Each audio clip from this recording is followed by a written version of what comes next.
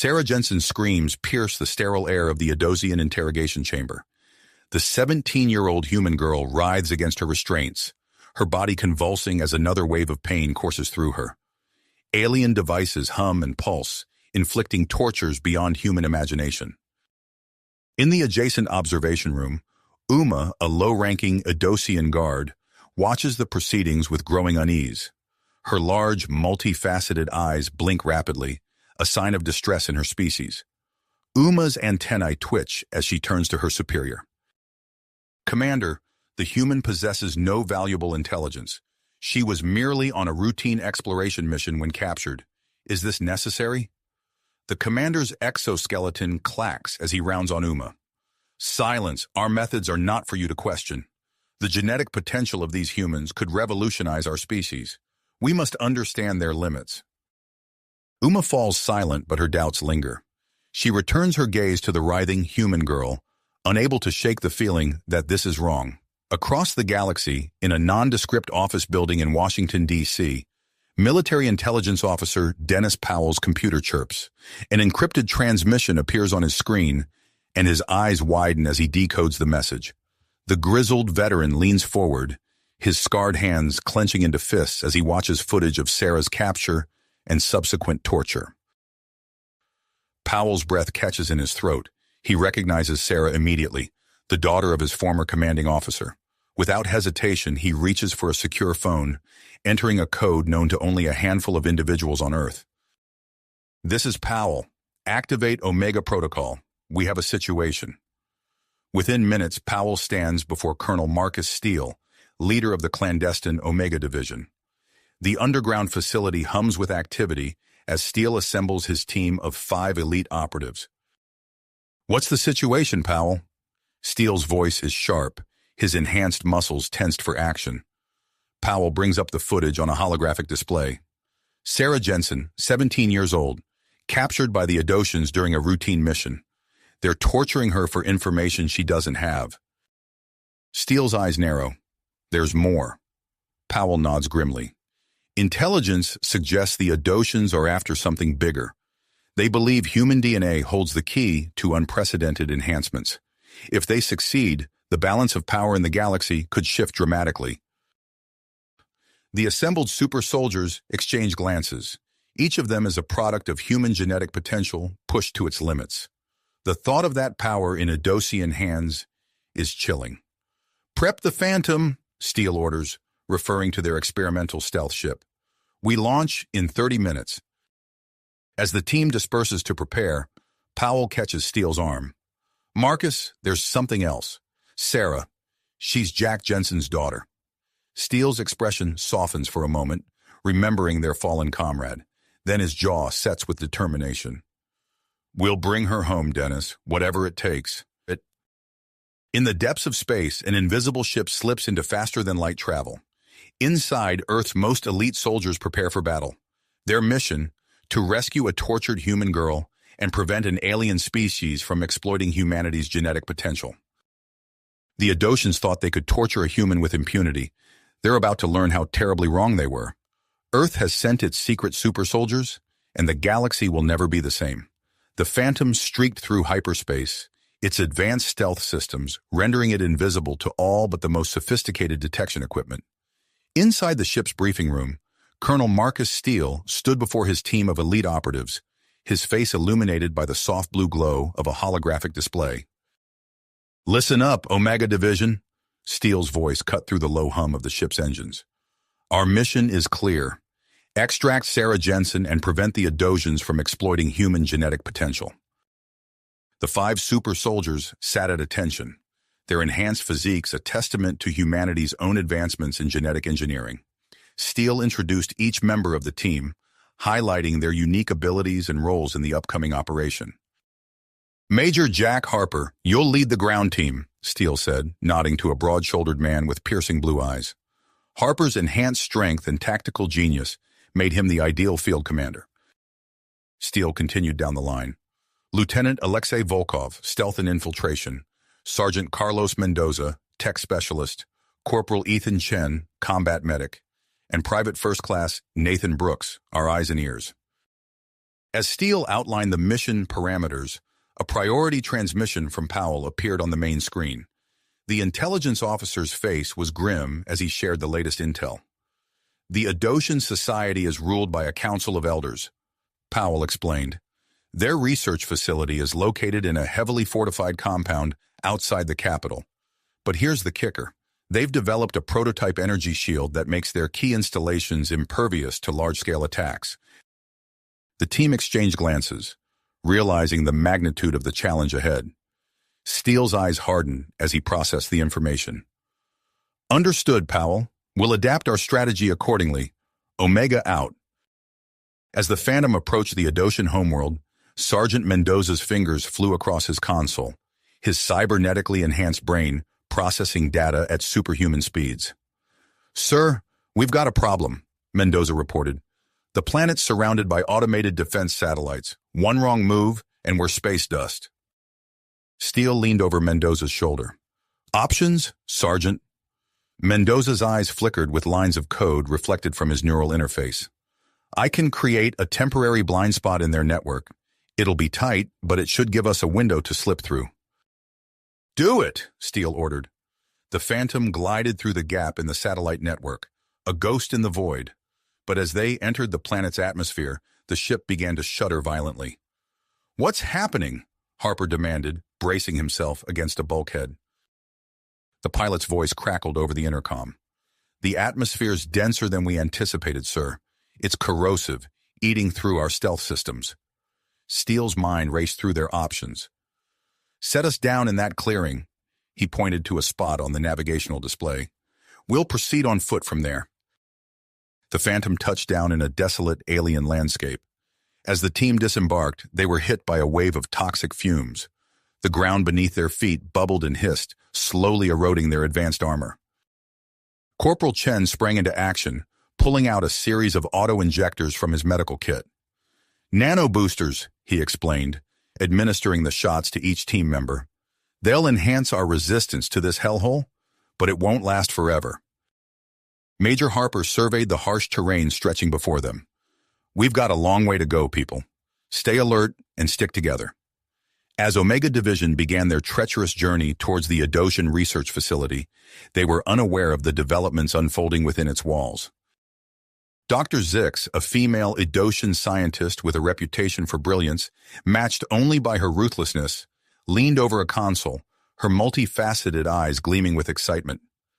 Incredible, she chittered to her assistants. The human DNA contains a unique sequence. If we can isolate and replicate it, we could enhance our own species beyond our wildest dreams. In the interrogation chamber, Sarah Jensen lay strapped to a cold metal table, her body racked with pain. Dr. Zix approached, wielding a device overflowing with needles and electrodes. Your suffering will elevate the Adosian race to new heights, human, Dr. Zix said, her voice devoid of empathy. You should be honored. As Sarah's screams echoed through the facility, Uma, the conflicted Adosian guard, made her decision. With trembling appendages, she accessed a nearby terminal and deactivated a section of the internal security system. Forgive me, Uma whispered, unsure if she was addressing her superiors or the tortured human girl. Outside the facility, Omega Division pressed on through the corrosive landscape. The toxic atmosphere seeped through their armor, and even their enhanced bodies began to feel the strain. Contact! 2 o'clock, Brooks called out, his heightened senses detecting movement in the distance.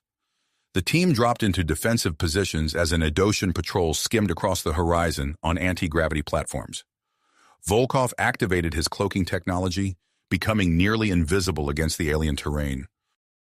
I'll handle this, the stealth specialist murmured, slipping away towards the unsuspecting patrol. As Volkov moved to neutralize the threat, Harper turned to Mendoza. How much farther to the facility? Mendoza consulted his wrist-mounted computer. Another 5 kilometers, sir, but the environment's deteriorating rapidly. We're running out of time. Harper nodded grimly. Then we'd better pick up the pace. Sarah's counting on us, and so is the rest of humanity.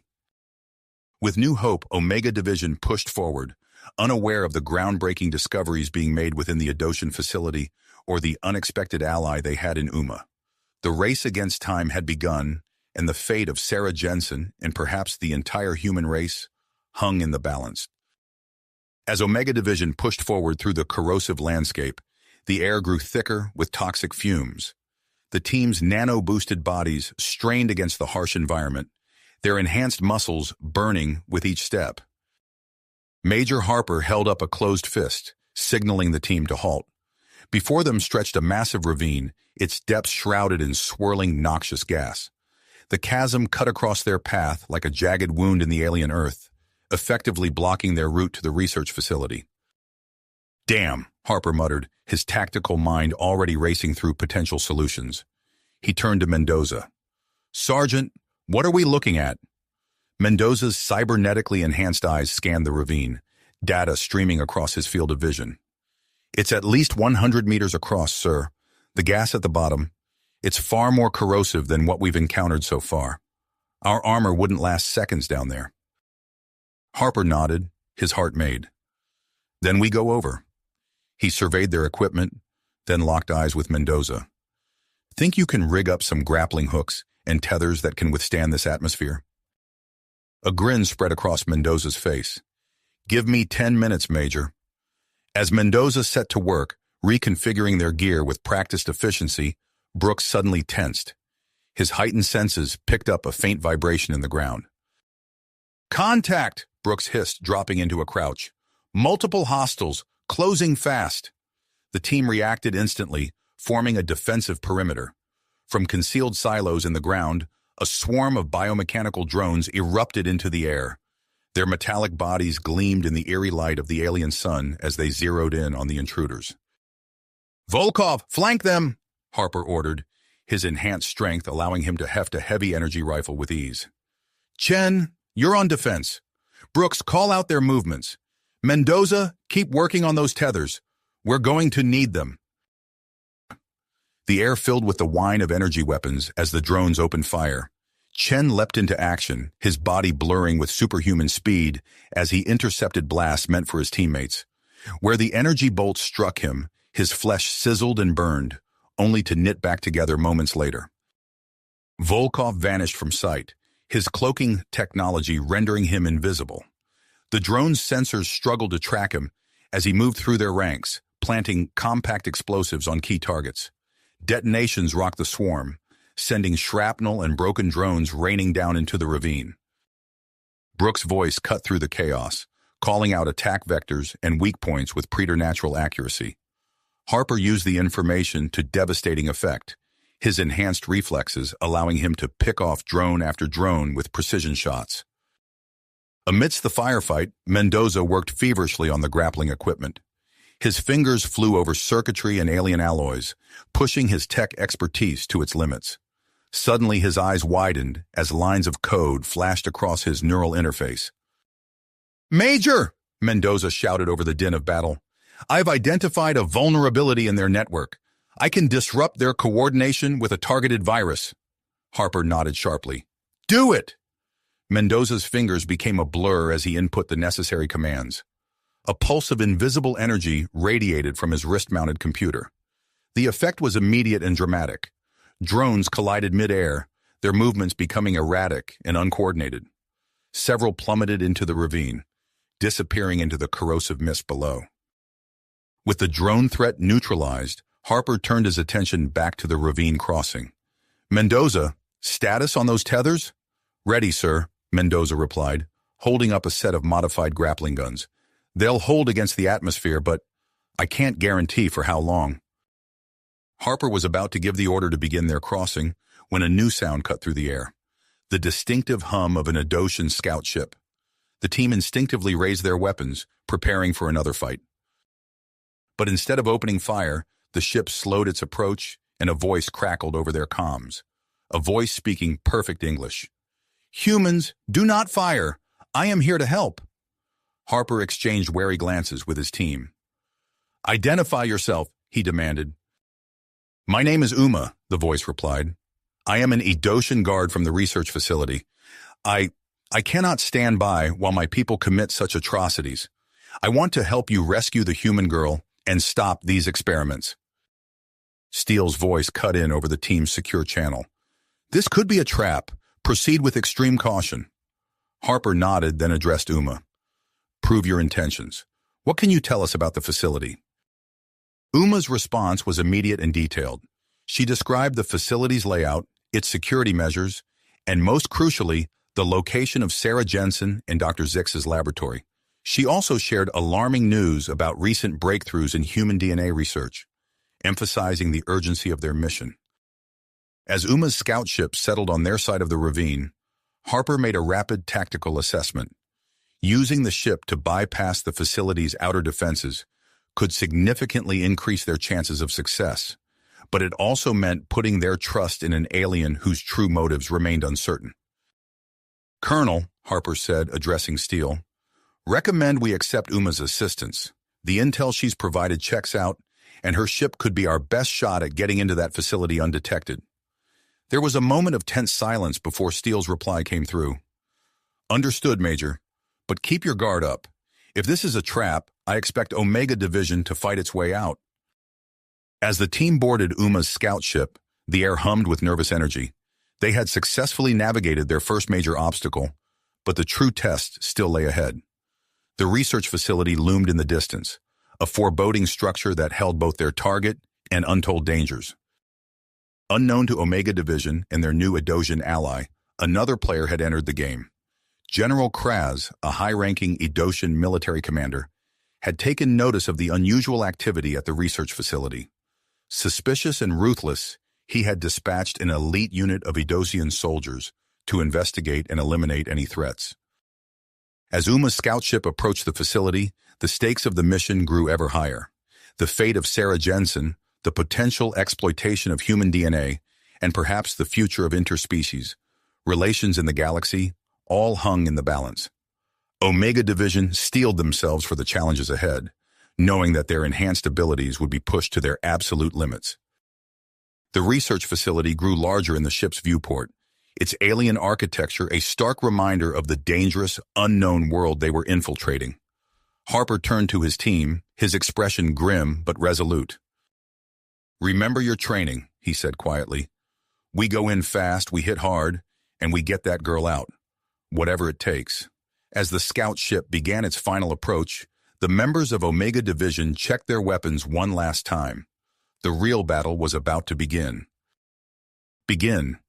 Colonel Steele's voice crackled over the team's secure comms. Omega Division, execute Infiltration Plan Alpha. Remember, speed and precision are paramount. As Uma's scout ship glided towards the research facility, Sergeant Mendoza's fingers danced across his wrist-mounted computer. Lines of alien code flashed across his neural interface as he worked to bypass the facility's security protocols. I'm in, Mendoza announced, a hint of pride in his voice. Generating false clearance codes now. The tension in the ship's cabin was palpable as they approached the outer defenses. Harper's grip tightened on his weapon, muscles coiled and ready for action. But the expected resistance never came. Uma's ship sailed smoothly through the security perimeter, the false codes holding up under scrutiny. Nice work, Sergeant, Harper said, allowing himself a small nod of approval. The ship touched down in a secondary hangar, far from the bustling main docking area. As the team disembarked, Uma quickly pulled up a holographic display of the facility's layout. Here, she said, her multifaceted eyes glinting in the dim light. This is the quickest route to Dr. Zix's laboratory. Her appendage traced a path through the complex network of corridors and chambers. Harper studied the schematic, his enhanced mind rapidly processing the information. All right, we split here. Volkov, Mendoza, you're on point for system sabotage. Get to that control room and shut down their security. The rest of us are going for Sarah. As the team prepared to move out, Harper turned to Uma. You've gotten us this far. Now find somewhere to lay low. If this goes sideways, we might need that ship for a quick exit. Uma nodded, her alien features set in grit. Good luck, humans. I hope you find your friend. With a final check of their gear, Omega Division moved out. Volkov and Mendoza peeled off, their footsteps nearly silent as they headed for the facility's nerve center. Harper led Chen and Brooks down the main corridor, their enhanced senses on high alert for any sign of trouble. As they rounded a corner, voices drifted from an adjacent chamber. Harper held up a fist, and the team froze. Brooks closed his eyes, focusing his heightened hearing on the conversation. Dr. Zix's latest results are astounding, an Adosian voice chittered excitedly. The human DNA contains sequences we've never seen before. If we can isolate and replicate them, the possibilities are endless, another voice finished. Our species could evolve beyond our wildest dreams. Harper's teeth clenched. The stakes of their mission had just been raised exponentially. He signaled to his team, and they pressed on, their pace quickening. Meanwhile, Volkov and Mendoza had reached the control room. With fluid grace, Volkov activated his cloaking technology and slipped inside. There was a brief scuffle, barely audible, and then silence. Mendoza entered to find 3 Adosian technicians unconscious on the floor, Volkov standing over them. "Nice work," Mendoza said, immediately moving to the main console. His fingers flew over the alien interface, bypassing firewalls and security measures with practiced ease. "I'm in. Disabling primary security systems now." Back in the corridors, Harper's team encountered their first real resistance. A squad of Adosian guards rounded the corner, their energy weapons raised. Before they could even shout a warning, Brooks called out, "Incoming fire, 3 o'clock!" Chen moved with blinding speed, his enhanced reflexes allowing him to intercept the energy blast meant for his teammates. His skin sizzled and smoked where the bolt struck, but the damage healed almost instantly. Harper and Brooks returned fire, their enhanced strength allowing them to handle weapons that would normally require a mounted position. The corridor lit up with flashes of energy as the two forces clashed. In Dr. Zix's laboratory, alarms began to blare. The Adosian scientist looked up from her work, her multifaceted eyes narrowing in anger. "Security breach in Sector 7, a computerized voice announced. "All personnel on high alert." Dr. Zix turned to her assistants, mandibles clicking in agitation. "Accelerate the procedure. We must complete this phase before we're interrupted." On the examination table, Sarah Jensen stirred weakly. Her body was a map of pain, every nerve ending raw and exposed. Through the haze of agony, she heard the sounds of conflict growing closer. A spark of hope flickered in her chest. Could it be a rescue? As the chaos unfolded within the facility, a sleek Adosian military transport touched down outside. General Kraz's elite unit, led by the keen-eyed Major Vex, disembarked with military precision. Vex's antennae twitched, sensing the subtle wrongness in the air. "Sweep the facility," he ordered his troops. "Start with the secondary hangar. Something's not right here." Uma, hidden in a maintenance alcove near her ship, saw the new arrivals and felt a chill run through her exoskeleton. She activated her communicator, hoping to warn the humans of this new threat. In orbit high above the planet, Colonel Steele received an urgent transmission from Earth. The face of intelligence officer Dennis Powell appeared on his screen, his expression grave. "Colonel, we have a problem," Powell said without preamble. "The Adosian High Council knows you're there. They're preparing to activate a planetary defense system that will trap you on the surface. You need to get your team out of there now." Steele's mind raced, calculating options and contingencies. He opened a channel to the team on the ground. "Omega Division, be advised. Our window is closing fast. We need that girl and any research data you can grab. Double time it, people." As the message came through, Harper's team had just fought their way past another security checkpoint. They were close now. They could hear the hum of laboratory equipment just ahead. "Acknowledged, Colonel," Harper replied, his voice tight with exertion. "We're almost there. Volkov, Mendoza, what's your status?" "Control room secure," Volkov's calm voice came back. "Mendoza's working on—" The lieutenant's words were cut off by a burst of static. In the control room, Mendoza looked up from his work, eyes wide. "Major, we've got a problem. Someone's trying to lock us out of the system. I can slow them down, but I can't stop them completely." Harper cursed under his breath. "Do what you can. We're going for Sarah now."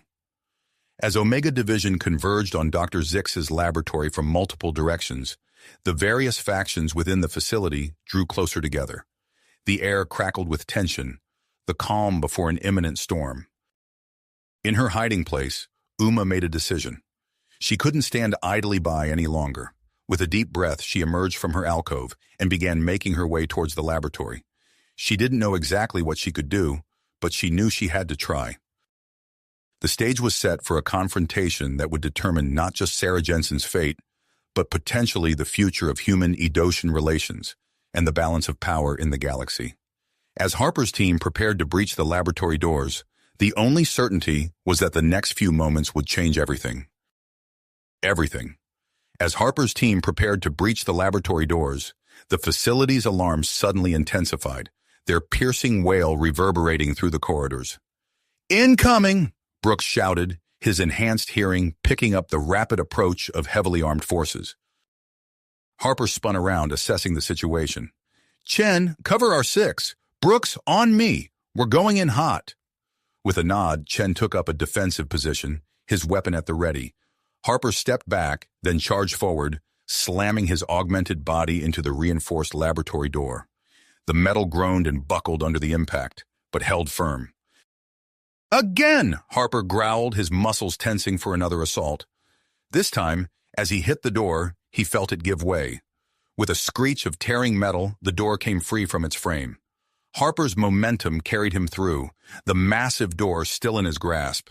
In one fluid motion, he swung it around, using it as an improvised shield just as a barrage of energy bolts filled the air.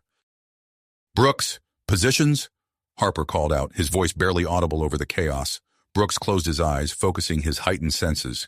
3 o'clock, 2 hostiles, 9 o'clock, 1 by the console, 12 o'clock, high. That's our target. Chen, still guarding their rear, called out, "Multiple contacts approaching from behind. We're about to be sandwiched." Harper's mind raced, formulating a plan. "Brooks, take out the console. Chen, bottleneck that corridor. I'm going for the girl." As his team sprang into action, Harper caught sight of Dr. Zix. The Edosian scientist was frantically working at a station near a prone figure on an examination table. Sarah Jensen. "Step away from the girl," Harper commanded, his voice carrying an unmistakable threat. Dr. Zix's multifaceted eyes swiveled towards him, mandibles clicking in agitation. "You don't understand," she chittered. "The potential in this human's DNA. It could revolutionize our entire species." Before Harper could respond, a new wave of Edosian soldiers burst into the lab. These moved with unnatural speed and precision, their movements eerily reminiscent of Harper's own augmented team. "What the hell?" Harper muttered, barely dodging an energy bolt that sizzled past his ear. Dr. Zix's mandibles formed what might have been a smirk. "A little something I've been working on, courtesy of your friend here," she said, gesturing towards Sarah. Harper's comm crackled to life. "Major," Mendoza's voice came through, strained with exertion. "We've got a problem. Someone's locked us out of the main systems. I can't stop the planetary defense grid from activating." "Copy that," Harper replied, ducking behind an overturned table as energy bolts crisscrossed the room. "Do what you can. We're extracting the package now." On the examination table, Sarah stirred. Through the haze of pain and sedatives, she became aware of the chaos around her. The restraints bit into her wrists as she weakly tugged against them. Harper noticed her movement. "Hold on, kid," he called out. "We're getting you out of here." As if in response to his words, Sarah's struggles intensified. Despite her weakened state, she managed to work one hand free from its restraint. Meanwhile, Chen was holding the line at the lab's entrance, his enhanced reflexes allowing him to anticipate and counter the attacks of the augmented Edosian soldiers. Brooks, having disabled the console, joined him, calling out enemy positions with uncanny accuracy. Harper fought his way across the lab, every step bringing him closer to Sarah. Dr. Zix, seeing her prize slipping away, made a desperate lunge for a nearby control panel. "I won't let you ruin years of research," she screeched, her appendage hovering over a large red button. Harper's enhanced speed allowed him to cross the remaining distance in a blur. He grabbed Dr. Zix's arm, yanking her away from the controls. "It's over," he growled.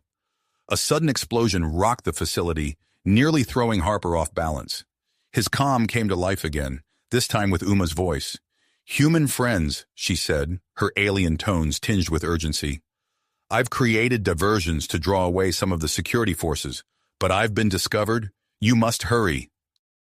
As if to punctuate her warning, A new alarm began to sound. Massive bulkheads started to descend from the ceiling, threatening to seal off sections of the facility. "Mendoza, talk to me!" Harper barked into his comm as he worked to free Sarah from the remaining restraints. "What's our exit strategy?" "Working on it, sir," Mendoza replied, the sound of furious typing audible in the background. "Volkov's holding them off, but we're running out of time." Harper scooped up the semi-conscious Sarah, cradling her against his chest. "Team, fall back to the control room. We're leaving." As Omega Division began their fighting retreat, Colonel Steele's voice cut through the chaos on their comms. "Harper, new orders. We need that research data. The diplomatic situation is deteriorating rapidly." Harper's teeth gritted as he assessed their options.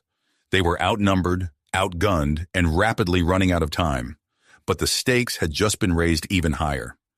As they battled their way through the corridors, dodging energy bolts and sliding under descending bulkheads, Harper knew that their next moves would determine not just the success of their mission, but potentially the future of human-Edosian relations.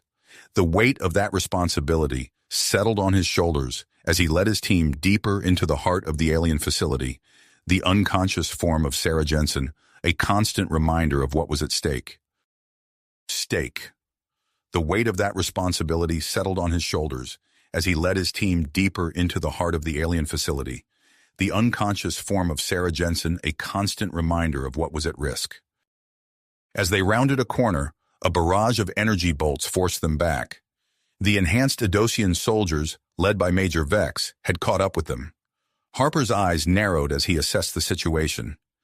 These weren't ordinary opponents. Their movements were too fast, too precise. "Brooks," Harper called out, ducking behind a fallen support beam. "I need intel on these enhanced soldiers. What can you tell me?" Brooks closed his eyes, focusing his heightened senses. After a moment, he opened them, a look of realization dawning on his face. "Sir, there's some kind of energy field around them. It's not constant. It fluctuates. And there are nodes scattered around the area. I think they're generating the field." Harper's mind raced, formulating a plan. "Chen, you hear that? We need to take out those nodes. Use your enhanced vision to spot them and take precise shots. Brooks, guide him." Chen nodded, his cybernetic eye whirring as it adjusted to the new parameters. Brooks began calling out positions, and Chen's rifle barked in response. With each shot, the energy field around the Edosian soldiers flickered.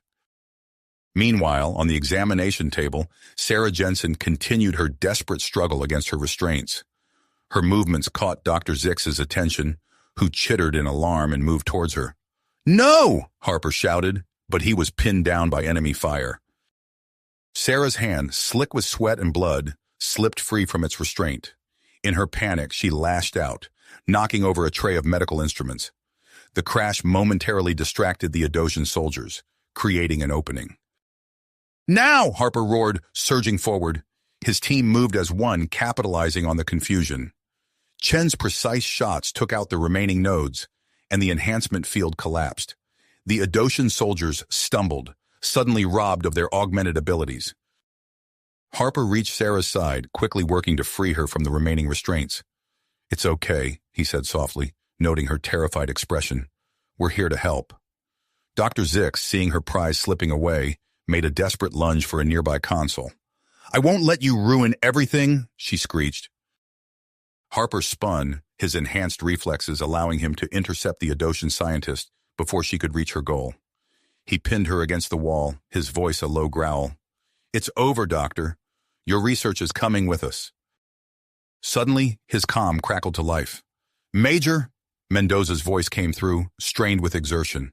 "We've got a problem. General Kraz has ordered the activation of the planetary defense system. They're overriding normal protocols. We're about to be trapped down here." Harper's face hardened. "Copy that. What's your status?" "Data download is at 90%, Mendoza replied. "Volkov set up some nasty surprises for anyone trying to breach our position, but we're running out of time." As if to punctuate Mendoza's words, a new alarm began to blare throughout the facility. Massive bulkheads started descending from the ceilings, threatening to seal off entire sections. "Harper," Colonel Steele's voice cut through the chaos. I'm initiating Plan Zulu. The Phantom is coming in hot for immediate extraction. Get your team to the rendezvous point ASAP. Understood, sir, Harper replied. He turned to his team. Chen, you're on point. Brooks, watch our 6. I've got the package. Carefully, Harper scooped up Sarah, who whimpered in pain but managed to wrap her arms around his neck. With his free hand, he grabbed the hard drives containing Dr. Zix's research data. As they moved out, Dr. Zix's mandibles clicked rapidly. You don't understand, she called after them. The potential in that girl's DNA, it could change everything. Her words were cut off as a massive bulkhead slammed down, sealing the laboratory behind them. The team pushed forward, navigating the rapidly changing layout of the facility. Chen's enhanced strength came in handy as he forced open, partially closed doors, creating paths where none existed. They were halfway to the rendezvous point when a familiar voice came over their comms. Human friends, Uma said, her alien tones tinged with urgency. I've been discovered, but I can still help. There's a maintenance shaft 2 corridors ahead that will lead you directly to the extraction point. Harper nodded, even though Uma couldn't see him. Copy that. Thanks for everything, Uma. As they approached the maintenance shaft, the sound of heavy footsteps echoed behind them. Major Vex's voice rang out, filled with fury. Stop them! Don't let them escape! Harper turned to Chen. Get that shaft open. Brooks, with me. We're buying time. As Chen worked to pry open the sealed maintenance hatch, Harper and Brooks took up defensive positions. The enhanced Edosian soldiers, now operating at normal capacity, rounded the corner. Energy bolts filled the air as the 2 sides exchanged fire. It's open, Chen called out. Harper nodded. Brooks, go, I'll cover you. As Brooks retreated into the maintenance shaft, Harper stood his ground. With Sarah cradled in one arm and his weapon in the other, he faced down the advancing Edosian forces. Time seemed to slow as he lined up his shots, each one finding its mark with deadly precision. Just as the Edosians were about to overwhelm his position, Harper felt a hand on his shoulder. Chen had returned, ready to drag his commander to safety if necessary. Time to go, sir, Chen said firmly. Harper nodded, backing into the maintenance shaft. Chen sealed the hatch behind them, the sound of energy bolts impacting the other side growing fainter as they moved away. As they navigated the cramped confines of the maintenance shaft, Harper's comm crackled to life once more. Major, Mendoza's voice came through. We've got the data and we're en route to the extraction point. But sir, you need to hurry. The planetary defense system is powering up. We've got minutes, maybe less.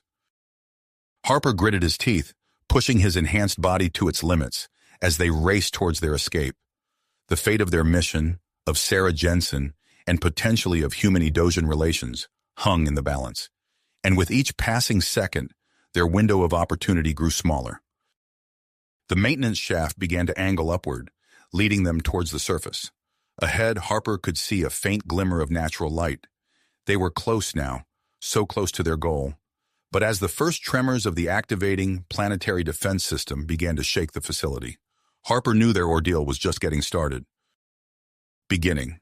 Harper knew their ordeal was just getting started. As they emerged from the maintenance shaft, a new alarm blared through the facility, its shrill tone different from the previous warnings. The ground beneath their feet trembled, and the air filled with an acrid smell.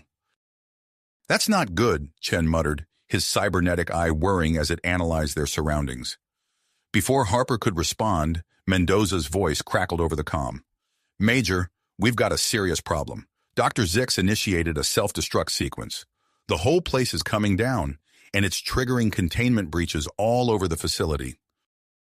As if to confirm his words, a distant explosion rocked the building. The corridor ahead of them filled with a sickly green gas, seeping from a ruptured pipe. Masks on, Harper ordered, securing his own before checking Sarah's. The young woman stirred in his arms, her eyes fluttering open briefly before closing again. Chen quickly pulled out a medical kit from his pack. Sir, permission to administer a stabilizing cocktail to Sarah? It'll boost her vitals and provide some protection against this environment. Harper nodded, and Chen swiftly injected a mixture into Sarah's arm. Almost immediately, her breathing steadied, and some color returned to her pale cheeks. Brooks, what's our best route? Harper asked as they moved forward. carefully avoiding the spreading gas. Brooks closed his eyes, concentrating. His enhanced senses mapped out the chaos around them. 2 corridors down, then left. There's less structural damage that way, and I'm picking up fewer hostiles. They pressed on, navigating through the deteriorating facility. The walls creaked ominously, and the floor beneath their feet grew increasingly unstable. Twice they had to backtrack as passages collapsed ahead of them. Rounding a corner, they came face to face with a sight that made even the battle-hardened Omega Division pause. A containment field had failed, releasing a group of mutated creatures. They were vaguely humanoid, but their limbs were elongated and twisted, their skin a mottled gray. As one, the creatures turned towards the team, their eyeless faces somehow sensing their presence. "Move!" Harper shouted, shifting Sarah to one arm and drawing his sidearm with the other. Chen took point, his enhanced strength allowing him to push through the creature's ranks. Brooks brought up the rear, his precise shots dropping any that got too close. They fought their way through the corridor, the creature's inhuman shrieks echoing off the walls. Just as they thought they were clear, a massive tentacle burst through a nearby wall, writhing in the air before lashing out at them. Harper ducked, feeling the rush of air as it passed over his head. "What the hell was that?" Chen yelled, firing at the base of the tentacle. "I don't want to find out," Harper replied. "Double time, people." They pushed on, the sounds of pursuit fading behind them. Ahead, they saw Volkov and Mendoza waiting at an intersection, both looking worse for wear, but alive. "Good to see you, sir," Volkov said, his usually stoic face showing a hint of relief. Mendoza was already working on a nearby console, his fingers flying over the alien interface. "I'm trying to override the emergency protocols. Clear us a path to the extraction point." Before Harper could respond, a familiar voice came over their comms. "Human friends," Uma said, her tone urgent. "I can guide you through the maintenance tunnels. They'll bypass the main security checkpoints." "Lead the way, Uma," Harper replied, grateful for the Adosian defector's help. Following Uma's directions, they made their way through a series of narrow tunnels. The air grew thick with dust and smoke, and the rumbling of the facility's impending destruction grew louder with each passing minute. They emerged into a wider corridor, hope rising as they saw daylight filtering through a window at the far end. But their path was blocked by a massive blast door, sealed tight against the chaos. "Mendoza, get that door open," Harper ordered. As Mendoza set to work, the sound of running footsteps echoed from behind them. Harper turned to see Major Vex leading a squad of enhanced Adosian soldiers, their weapons raised. "Surrender now, humans," Vex called out, his voice filled with awe-inspiring rage. "You cannot escape." Harper's mind raced, assessing their options. They were cornered, outnumbered, and time was running out. But as he looked at his team, at Sarah in his arms, he knew surrender wasn't an option. They had come too far, risked too much. "Omega," he said, his voice calm despite the dire situation. "Defensive positions. We hold until that door opens." As his team moved into formation, Harper gently set Sarah down behind cover. To his surprise, her eyes opened, clear and alert. "I can help," she said, her voice weak but determined. "I know this place. There's another way out." Harper listened intently as Sarah described an emergency airlock nearby. As she spoke, the first volley of energy bolts from the Adosian forces lit up the corridor. The final battle for their escape had begun, with the fate of their mission hanging in the balance. Harper's mind raced, weighing Sarah's words against the immediate threat of Vex and his soldiers. The decision crystallized in an instant. "Mendoza, keep working on that door. Everyone else, prepare to move." As energy bolts sizzled past, Harper scooped Sarah into his arms once more. "Lead the way," he said to her, his voice steady despite the chaos around them. Sarah pointed to a narrow corridor branching off to their right. "There," she whispered, her voice barely audible over the din of battle. Harper nodded to his team. "Omega, on me! Covering fire and fall back by twos!" The corridor erupted in a cacophony of weapons fire as the Omega Division began their coordinated retreat. Chen and Brooks laid down suppressing fire, forcing the Adosian soldiers to take cover. Volkov and Mendoza used the opportunity to dash towards the indicated passageway. As Harper moved with Sarah, a stray bolt grazed his shoulder, leaving a scorch mark on his armor. He gritted his teeth, pushing through the pain. Behind him, Chen and Brooks continued their measured retreat, their enhanced reflexes allowing them to dodge the incoming fire with almost supernatural grace. The team filed into the narrow corridor, the sounds of pursuit echoing behind them. Sarah's directions led them through a maze of maintenance tunnels and forgotten passageways, the facility's alarms growing more insistent with each passing moment. "There," Sarah said, pointing to a heavy blast door ahead. "That's the emergency airlock." Mendoza immediately set to work on the door's control panel, his fingers flying over the alien interface. "This might take a minute, sir," he said, his brow furrowed in concentration. "Make it quick," Harper replied, setting Sarah down gently. "We don't have much time." As if to punctuate his words, a violent tremor shook the facility, causing dust and debris to rain down from the ceiling. The self-destruct sequence was entering its final stages. Suddenly, Uma's voice crackled over their comms. "Human friends, I am nearby with Sergeant Lyra. We can assist in your escape." Before Harper could respond, the blast door slid open with a hiss of pressurized air. Beyond it lay a maintenance platform, exposed to the harsh Adosian atmosphere. The caustic gases swirled in violent eddies, carried by strong winds that buffeted the unstable structure. Harper turned to his team. "This is our way out. Chen, administer the final dose of protective agents. Everyone, check your gear. We move in 60 seconds. As Chen distributed the protective cocktail, Harper surveyed the platform. It was a treacherous maze of twisted metal and sparking equipment, stretching out into the turbulent Edosian sky. In the distance, he could make out the sleek form of the Phantom, engaged in a fierce dogfight with Edosian interceptors. "Comms check," Harper ordered, as the team prepared to move out. "Ghost, what's your status?" "Skies are hot, Major," came the reply, punctuated by the sound of weapons fire. "I'm clearing a path for extraction, but you'll need to move fast." Harper nodded even though Ghost couldn't see him. "Copy that. We're on our way." With a final check of his team, Harper took point, cradling Sarah protectively against his chest. Chen and Mendoza flanked the group, weapons at the ready, while Volkov and Brooks took up defensive positions at the rear. As they stepped onto the platform, the corrosive atmosphere immediately began to eat away at their protective gear. The wind howled around them, threatening to throw them off balance with each step. "Move!" Harper shouted over the din, leading his team forward. They had barely made it halfway across when a series of explosions rocked the facility behind them. The platform buckled, large sections beginning to collapse. Harper quickly redirected their path, guiding the team around growing fissures in the unstable structure. Suddenly, a squad of Edosian soldiers burst through a secondary airlock, led by the relentless Major Vex. Energy bolts filled the air as Volkov and Mendoza returned fire, forcing the team to take what little cover they could find among the debris.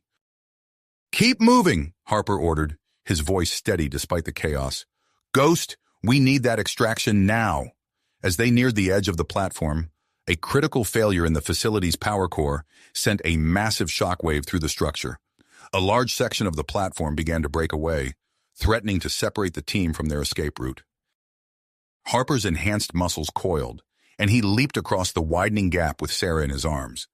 They landed hard on the other side, but safely. The rest of the team followed, with Brooks using his heightened agility to assist Uma and Lyra, who had just arrived, in making the jump. The Phantom descended towards them, extending a rescue cable as Ghost provided suppressing fire against the pursuing Edosians. Harper secured Sarah to the cable first, ensuring her safety before turning to his team. "Omega, board now!" he shouted, providing covering fire as his team began to ascend. As Volkov and Mendoza held off Vex's forces, Uma stumbled, hit by a stray shot.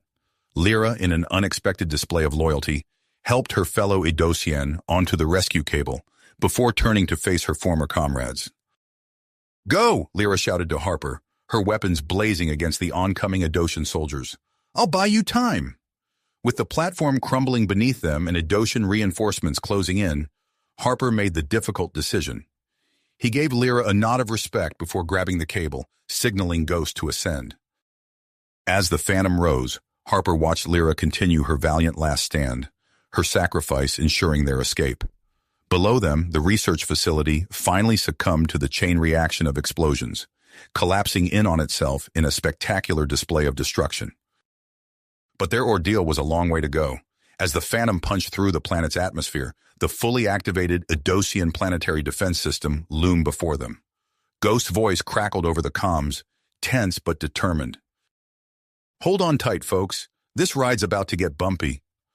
"Bumpy," Ghost warned, his voice strained with concentration. The Phantom shuddered violently as it punched through the upper atmosphere, alarms blaring throughout the ship. Harper braced himself against a bulkhead, one arm still wrapped protectively around Sarah. The rest of the team scrambled to secure themselves as the ship bucked and weaved through a hail of energy bolts from pursuing Idosian fighters. "Stealth systems are failing," Mendoza called out from his station, fingers flying over the controls. "We're lit up like a Christmas tree on their scanners." Harper's mind raced, assessing their options. "Ghost, evasive maneuvers. Mendoza, Brooks, get on those defensive systems. We need to buy ourselves some time." The ship lurched to the side as Ghost executed a series of high-G turns, narrowly avoiding a barrage of fire from an Idosian warship that had just entered their sector. Mendoza and Brooks manned the Phantom's defensive turrets, their augmented reflexes allowing them to track and fire on multiple targets simultaneously. "Major," Chen called out, his voice tight with concern. "Sarah's vitals are dropping. The stress of the escape is taking its toll." Harper looked down at the girl in his arms, her face pale and drawn. He made a split-second decision. "Chen, take her. Do whatever you can to stabilize her condition." As Chen carefully took Sarah from Harper, Volkov's voice cut through the chaos. "Sir, Uma and I have begun decrypting the stolen data. You need to see this." Harper moved to Volkov's station, his eyes widening as he scanned the information, scrolling across the screen. "My God," he muttered. "The extent of their experiments, their plans for Earth." A massive explosion rocked the ship, cutting off Harper's train of thought. Ghost's voice crackled over the comms. "We've got company. Idosian High Council just launched a flotilla to intercept us." As if on cue, Colonel Steele's face appeared on the main view screen. "Omega, I'm activating our contingency plan. Stealth frigates are en route to your position. Hold on just a little longer." Harper nodded grimly. "Understood, Colonel. We'll do our best to—" His words were cut short as the ship suddenly lurched, nearly throwing him off his feet. Through the viewport, he saw a massive, shimmering web of energy stretching out before them. "Energy net!" Ghost shouted. "They're trying to trap us." Harper's mind raced, searching for a solution. That's when Mendoza spoke up, his voice tinged with desperation. "Sir, I have an idea. It's risky, but it might be our only shot." "I'm all ears, Corporal," Harper replied, bracing himself as Ghost executed another series of evasive maneuvers. "The stolen data," Mendoza explained quickly. "If Uma and I can use it to hack into their systems, we might be able to disrupt the energy net long enough for us to slip through." Harper hesitated for a split second, weighing the risks of exposing their valuable intelligence against their dire need for escape. "Do it," he ordered. Uma and Mendoza immediately set to work, their fingers flying over the alien interfaces as they engaged in a high-stakes cyber battle against the Idosian defenses. The ship rocked with near-constant impacts as Brooks struggled to maintain their defensive screen against the onslaught of Idosian fire. Just as it seemed their situation couldn't get any more desperate, a new series of explosions lit up the space around them. Earth's stealth frigates had arrived, launching a surprise attack on the Idosian fleet. "Now's our chance," Harper shouted. "Ghost, punch it!" The Phantom's engines screamed in protest as Ghost pushed them to their absolute limits. On the monitor, Harper watched as Mendoza and Uma's efforts finally paid off. A section of the energy net flickered and failed, creating a gap just large enough for their ship to slip through. They burst through the opening, the energy net snapping closed behind them with a crackle of displaced space. But their victory was short-lived. A final desperate shot from an Idosian warship caught the Phantom's engines, sending them into a dangerous spiral. "We're losing power," Ghost called out, fighting with the controls. "Main engines are offline." As the ship tumbled through space, Harper could see the rest of the Earth fleet engaging the Idosians, buying them precious time to escape. But with their engines crippled, he knew they were far from safe. "Volkov," Harper barked, "get me Colonel Steele. We need extraction now." As Volkov worked to establish a connection, Harper made his way to where Chen was tending to Sarah. The girl's breathing was shallow, her skin clammy to the touch. "How is she?" Harper asked, his voice low. Chen shook his head grimly. "Not good, sir. Her body's been pushed beyond its limits. We need to get her to a proper medical facility. Fast." Before Harper could respond, Steele's voice filled the command center. "Omega, what's your status?" "Critical, sir," Harper replied. "Engines are down and we have wounded. We need immediate extraction." There was a pause before Steele responded, his voice heavy with the weight of command. "Understood, Major. I'm dispatching a rescue team to your coordinates. But there's more. We've just received word from Earth. The situation has escalated. They're considering a preemptive strike against the Adosians." Harper's blood ran cold at the implications. "Sir, the data we've recovered, it could prevent a war." "I know," Steele replied. "That's why I'm ordering you to prepare for immediate return to Earth as soon as we get you on board. The fate of both our civilizations may well rest in your hands, Omega." As the communication cut out, Harper looked around at his team. Despite their exhaustion and injuries, he saw willpower in their eyes. They all understood the gravity of their situation and the importance of their mission. "All right, Omega," Harper said, his voice steady and resolute. "We're not out of this yet. Prepare for emergency extraction and be ready to move as soon as our ride arrives. We've got a job to finish." As if in response to his words, the ship's sensors picked up the approach of friendly vessels. Their extraction was near, but Harper knew that their greatest challenges still lay ahead. With Sarah's life hanging in the balance and the threat of interstellar war looming, the race against time had only just begun. The extraction team's arrival brought a momentary sense of relief, but it was short-lived as the Phantom's systems began to fail one by one. "Life support's critical," Mendoza called out, his fingers flying over the control panel. "We've got maybe 20 minutes of breathable air left." Harper's face hardened. "Everyone, suit up, now!" The team moved with practiced efficiency, donning their emergency spacesuits. Harper carefully lifted Sarah, her skin alarmingly pale, and placed her into a specialized medical stasis pod. The pod hissed as it sealed, stabilizing her condition and preserving what little oxygen remained. As the last suit sealed, a new alert blared through the ship's speakers.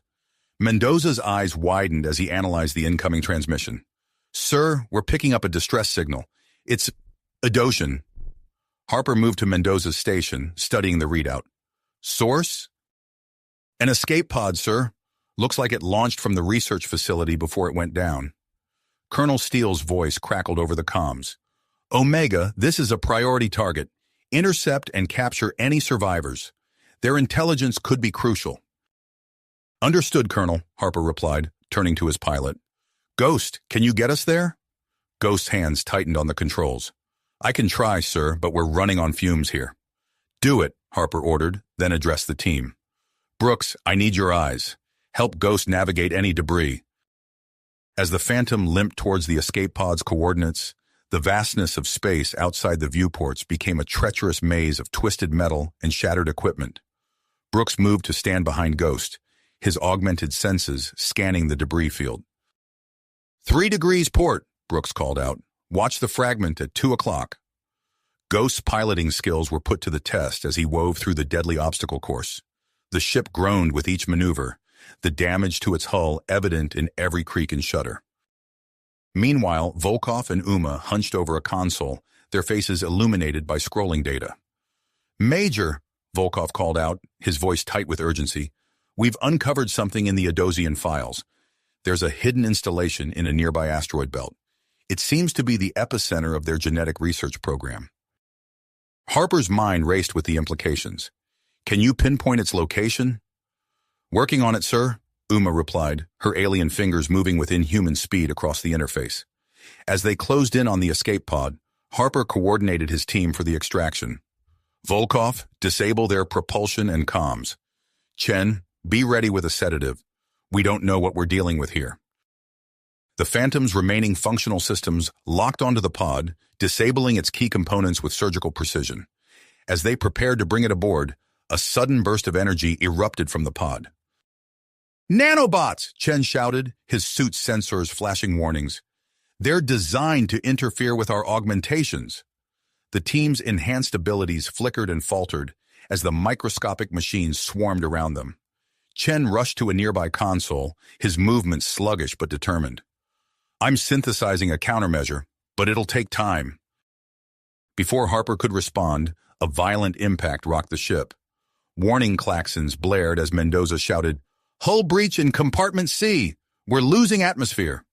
"Brooks, Chen, seal that breach," Harper ordered, fighting against the sudden rush of escaping air.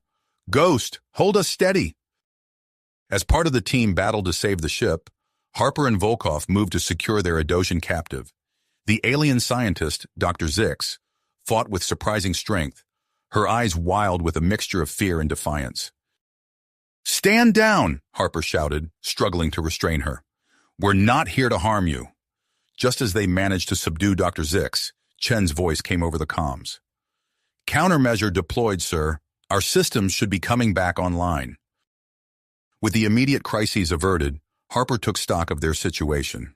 The ship was barely holding together, Sarah's condition remained critical, and now they had a potentially valuable but uncooperative Edosian prisoner. "Dr. Zix," Harper addressed the alien scientist, his voice firm but not unkind. "We have a critically ill human girl on board. Your research might be the key to saving her life. Will you help us?" The Edosian's compound eyes narrowed, her mandibles clicking in what Harper assumed was contemplation. Before she could respond, Mendoza's voice cut through the tense silence. "Major, long-range sensors are picking up multiple bogies, fast-moving. They're on an intercept course." Harper moved to the sensor display, his heart sinking as he saw the approaching threat. A squadron of sleek Edosian pursuit craft, far faster and more agile than anything they'd encountered so far, was rapidly closing the distance. "Ghost, what's our ETA to the rendezvous point?" Harper asked, his mind already formulating strategies. "At our current speed, 15 minutes, Ghost replied, his voice strained. "But those pursuit craft will be on us in 10. As if in answer to their predicament, Colonel Steele's face appeared on the main view screen. "Omega, we're deploying our new space-capable fighters to intercept. They'll buy you the time you need to reach the extraction point, but you've got to push that bird of yours to the limit." Harper nodded grimly. "Understood, Colonel. We'll get it done." As the view screen went dark, Harper turned to his team. The Phantom was falling apart around them. Their systems were failing, and a swarm of Edosian elite commandos was bearing down on their position. Yet despite the overwhelming odds, he saw nothing but grit in the eyes of his squad. "All right, Omega," Harper said, his voice steady and resolute. "Let's bring it home." With that, Ghost pushed the Phantom's straining engines to their absolute limit, the ship shuddering as it made its final desperate push towards safety. Behind them, the void of space erupted in a dazzling display of weapons fire as Earth's newest fighters engaged the Edosian pursuers in a high-stakes battle of technological prowess and piloting skill. As they raced against time, with enemies closing in and their own ship threatening to tear itself apart, Harper knew that the true test of Omega Division was only beginning. The fate of Earth, the potential for interstellar war, and the life of young Sarah Jensen all hung in the balance, dependent on their ability to overcome the challenges that lay ahead. The extraction team's arrival had brought a momentary sense of relief, but it was short-lived as the Phantom's systems continued to fail one by one. "Life support's critical," Mendoza called out, his fingers flying over the control panel. "We've got maybe 20 minutes of breathable air left." Harper's face hardened. "Everyone, suit up! Now!" The team moved with practiced efficiency, donning their emergency spacesuits. Harper carefully lifted Sarah, her skin alarmingly pale, and placed her into a specialized medical stasis pod. The pod hissed as it sealed, stabilizing her condition and preserving what little oxygen remained. As the last suit sealed, a new alert blared through the ship's speakers. Mendoza's eyes widened as he analyzed the incoming transmission. "Sir, we're picking up a distress signal. It's Edosian." Harper moved to Mendoza's station, studying the readout. Source? An escape pod, sir. Looks like it launched from the research facility before it went down. Colonel Steele's voice crackled over the comms. Omega, this is a priority target. Intercept and capture any survivors. Their intelligence could be crucial. Understood, Colonel, Harper replied, turning to his pilot. Ghost, can you get us there? Ghost's hands tightened on the controls. I can try, sir, but we're running on fumes here. Do it, Harper ordered, then addressed the team. Brooks, I need your eyes. Help Ghost navigate any debris. As the Phantom limped towards the escape pod's coordinates, the vastness of space outside the viewports became a treacherous maze of twisted metal and shattered equipment. Brooks moved to stand behind Ghost, his augmented senses scanning the debris field. 3 degrees port, Brooks called out. Watch the fragment at 2 o'clock. Ghost's piloting skills were put to the test as he wove through the deadly obstacle course. The ship groaned with each maneuver, the damage to its hull evident in every creak and shudder. They managed to secure the Adocian escape pod, but the victory was short-lived. The ship's systems continued to deteriorate at an alarming rate. Warning klaxons blared as Mendoza shouted, Hull breach in compartment C. We're losing atmosphere. Brooks, Chen, seal that breach, Harper ordered, fighting against the sudden rush of escaping air. Ghost, hold us steady. As part of the team battled to save the ship, Harper and Volkov moved to secure their Adocian captive.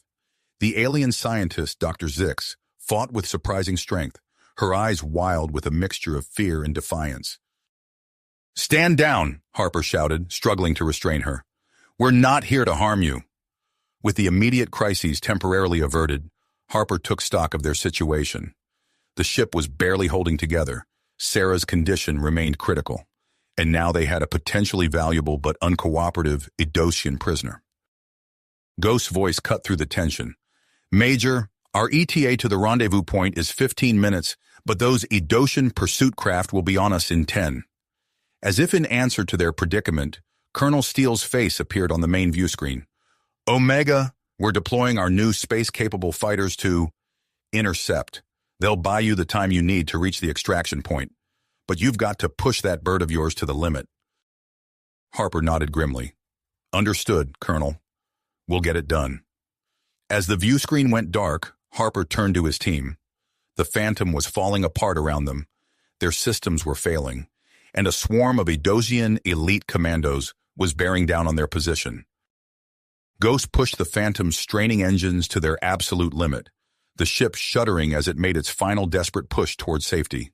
Behind them, the void of space erupted in a dazzling display of weapons fire, as Earth's newest fighters engaged the Adocian pursuers in a high-stakes battle of technological prowess and piloting skill. The situation aboard the Phantom grew increasingly dire. Ghosts struggled to maintain their course as critical components failed one by one. The life support system reached a critical level, forcing Harper to make a difficult decision. Seal off non-essential areas, he ordered, his voice tight. We need to conserve what little oxygen we have left. Everyone, confine yourselves to the bridge and medical bay. As the team complied, Chen's voice came over the comms, tinged with urgency. Major, Sarah's condition is deteriorating. The stasis pod is barely keeping her stable.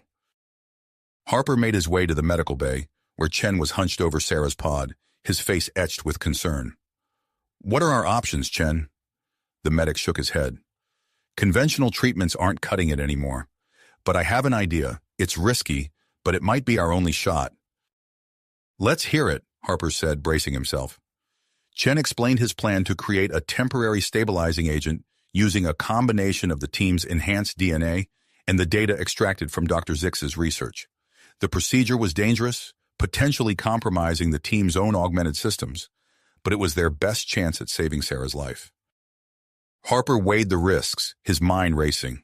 After a moment of tense silence, he gave a sharp nod. Do it.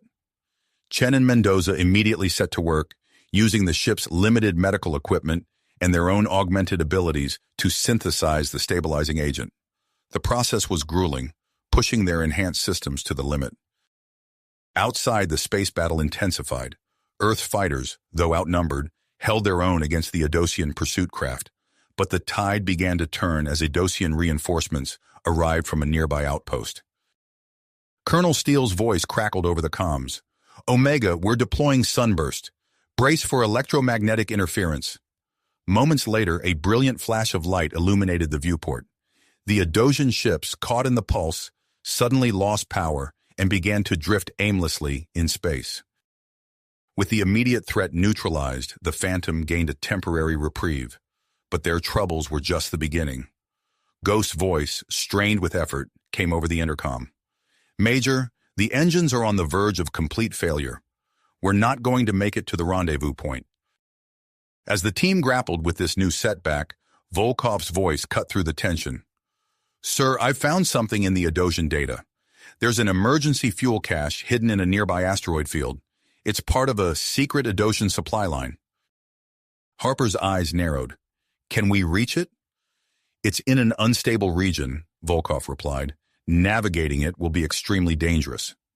Harper looked around at his team, taking in their determined faces. They all knew the risks, but they also knew they had no other choice. "Ghost, set a course for that fuel cache. Brooks, I need you on point for navigation." As they entered the asteroid field, the ship's already damaged hull was battered by debris and radiation. Brooks stood behind Ghost, his enhanced senses working overtime. "Hard to port. Incoming fragment at 11 o'clock. Ghost's hands flew over the controls, the ship narrowly avoiding collision after collision. The bridge was filled with the sound of creaking metal and the constant stream of Brooks' warnings. Suddenly, alarms blared as the ship's sensors detected a new threat. Mendoza's voice was tight with tension as he reported, "We've got an automated Idosian defense system guarding the fuel cache. It's targeting us." As Mendoza worked furiously to hack into the defense system, Dr. Zix spoke up from her makeshift holding area. "I can help. I have the access codes to disable the system." Harper's eyes narrowed suspiciously. "And what's your price?" The Idosian scientist's compound eyes gleamed. Immunity and asylum on Earth. With time running out and no other options, Harper made his decision. "Do it." Working together, Mendoza and Dr. Zix managed to disable the defense system, allowing the Phantom to reach the fuel cache. As they began the delicate process of refueling, long-range sensors lit up with a new threat. "Major," Volkov called out, his voice grim, "we've got a massive Idosian battlecruiser entering the system. It's on an intercept course." Harper's eyebrows furrowed as he realized the implications. They were now in a race against time, needing to complete the refueling, navigate out of the asteroid field, and reach their rendezvous point before the battlecruiser could intercept them. As the team worked feverishly to prepare the Phantom for its final push, Harper could feel the weight of their mission pressing down on him. Sarah's life, the crucial intelligence they carried, and potentially the fate of human-Idosian relations all hung in the balance. The pressure inside the ship was palpable. As systems strained, tempers flared, and the looming threat of the Idosian battlecruiser grew ever closer. Harper knew that the true test of Omega Division was just beginning, and the decisions he would have to make in the coming moments could change the course of history. Human-Idosian relations all hung in the balance. The tension on the bridge reached a fever pitch as the Phantom completed its precarious refueling process. Major Harper's eyes darted between the various readouts, his mind racing through their limited options. "Refueling complete, sir," Ghost reported, his fingers hovering over the controls. Before Harper could respond, Volkov's voice cut through the air. "Major, long-range sensors are picking up a massive energy signature entering the system. It's an Idosian battlecruiser." The air seemed to thicken with dread as the implications sank in. Harper's teeth gritted as he assessed their predicament. "Identification?" Volkov's fingers flew over his console, matching it against known Idosian vessels. "Sir, it's the Dominion, General Kraz's flagship." A hushed silence fell over the bridge. General Kraz was infamous among Earth's military, known for his ruthless tactics and uncompromising pursuit of human vessels. Harper's mind raced through their options. They were in no condition for a direct confrontation, and their mission was far too critical to risk capture. He made his decision. Ghost, power down all non-essential systems. We're going dark. As the Phantom systems wound down to their bare minimum, the asteroid field around them seemed to press in, offering both protection and peril. The ship drifted silently, its presence masked by the surrounding space debris. In the medical bay, Chen and Mendoza worked feverishly on the stabilizing agent for Sarah. The procedure was delicate, requiring precision that pushed their enhanced abilities to the limit. "Vital signs stabilizing," Chen reported, a bead of sweat rolling down his temple. "Heart rate normalizing." Mendoza nodded, his hand steady as he administered the final dose. "Cellular regeneration is accelerating. I think we've done it." As Sarah's condition improved, both men felt a wave of exhaustion wash over them. The process had taken more out of them than they'd anticipated, their own enhanced systems struggling to recover from the genetic material they'd sacrificed. Meanwhile, on the bridge, Harper watched the holographic display with growing concern. The Adoshan battlecruiser was methodically sweeping the asteroid field, its advanced sensors probing for any sign of their quarry. "Sir," Volkov called out, his voice low, "I've been analyzing the fuel we acquired. It's not fully compatible with our engines. We're looking at potential power fluctuations if we try to make a run for it." Harper's frown deepened. Another complication they didn't need. "Options? Brooks and I might be able to modify our propulsion systems," Volkov suggested. "Adapt them to work with the Adoshan fuel. It'll take time, though." Time was a luxury they didn't have, but Harper knew they had no choice. Do it, and make it fast. As Volkov and Brooks set to work, Dr. Zix approached Harper, her alien features set in a grim expression. "Major, I may have information that could help." Harper eyed the Adoshan scientist warily. Her cooperation thus far had been crucial, but trust was still a fragile commodity. "Go on." "General Kraz's ship, the Dominion, it's equipped with a prototype tractor beam," Zix explained. "It can immobilize smaller vessels at extreme ranges. If he gets a lock on your ship..." The implications were clear. Their escape routes were rapidly dwindling. Just then, Colonel Steele's face appeared on a secure channel. "Omega, we're activating stealth probes throughout the asteroid field. They'll mimic the Phantom's energy signature, give that bastard Kraz something to chase. But it won't fool him for long. You need to move, and soon." Harper nodded grimly. "Understood, Colonel. We're working on engine modifications now. We'll be ready." As if in response to Harper's words, Volkov's voice came over the comm. "Major, we've done it. The engines are adapted to work with the Adoshan fuel. It's not pretty, but it'll get us moving." A glimmer of hope sparked in Harper's chest. "Good work. Ghost, plot us a course out of here. We need to..." "Sir," Ghost interrupted, his eyes wide. "I found a path. It's narrow, but it leads straight out of the asteroid field." Harper moved to Ghost's station, studying the proposed route. His heart sank as he realized the path would take them dangerously close to the Dominion. It was a risk, but staying put was no longer an option. "Do it," Harper ordered. "Everyone, prepare for immediate departure. This is going to be close." The Phantom hummed to life, its modified engines emitting an unfamiliar whine as they processed the Adoshan fuel. Ghost's hands danced over the controls, guiding the ship through the treacherous corridor of space with preternatural skill. As they approached the edge of the asteroid field, the massive bulk of the Dominion loomed before them, filling the viewports with its ominous presence. The bridge crew held their breath, silently willing their ship to remain undetected for just a few moments longer. Suddenly, alarms blared to life. Mendoza's fingers flew across his console. "Sir, we've been detected. An automated defense drone just sent out an alert ping." Harper's mind raced. They were so close. "Ghost, full power to engines. Get us out of here." But it was too late. The Dominion's massive form began to turn, its weapons systems powering up. Harper knew they had only seconds before the dreaded tractor beam would lock onto them. In that moment of crisis, a desperate plan formed in Harper's mind. It was risky, potentially suicidal, but it was their only chance. "Mendoza, upload a modified version of the Sunburst EMP to our main deflector. Ghost, on my mark, I need you to get us in close to the Dominion's hull." As his team scrambled to comply, Harper's eyes remained fixed on the rapidly approaching Edosian battlecruiser. Everything hinged on precise timing and a considerable amount of luck. He took a deep breath, steeling himself for what was to come. "Now, Ghost, take us in." The Phantom surged forward, driven by its alien fuel, hurtling towards the very ship that sought to capture them. As they closed the distance, Harper could almost feel the tension radiating from his crew. This was it. There would be no second chances. "Mendoza, fire the pulse!"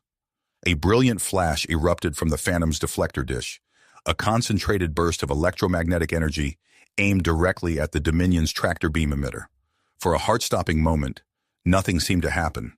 Then, like a chain reaction, systems across the Edosian ship began to fail. The massive battlecruiser listed to one side, its power grid overloaded by the unexpected assault. Ghost seized the opportunity, pushing the Phantom's engines to their limit as they rocketed past the temporarily disabled Edosian vessel. As they burst free from the asteroid field, a collective sigh of relief swept through the bridge.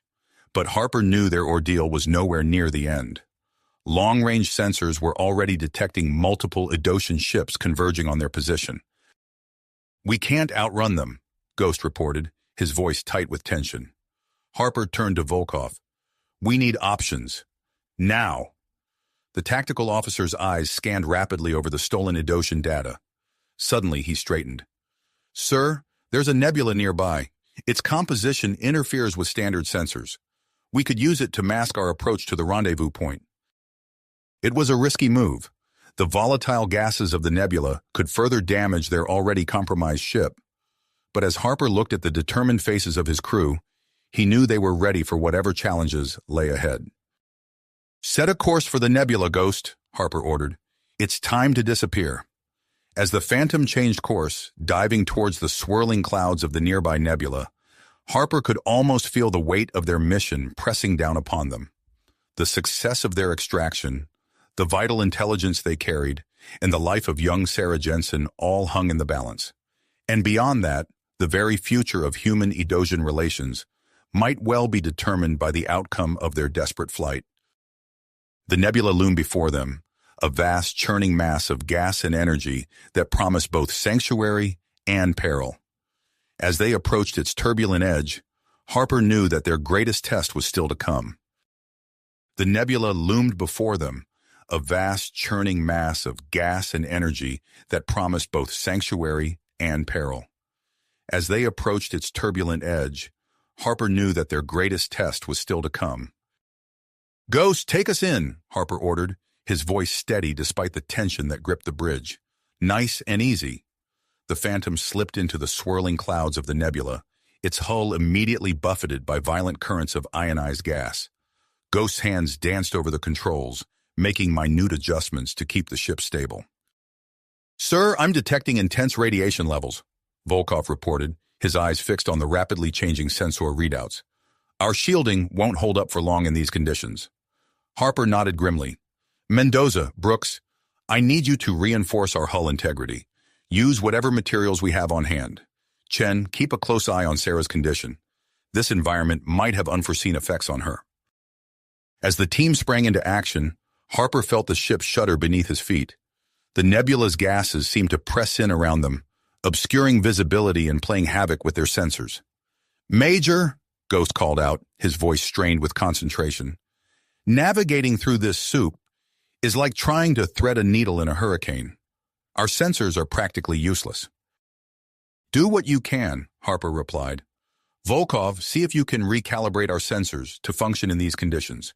Use Dr. Zix's knowledge if you need to." As Volkov set to work, Harper moved to the medical bay where Chen was monitoring Sarah Jensen.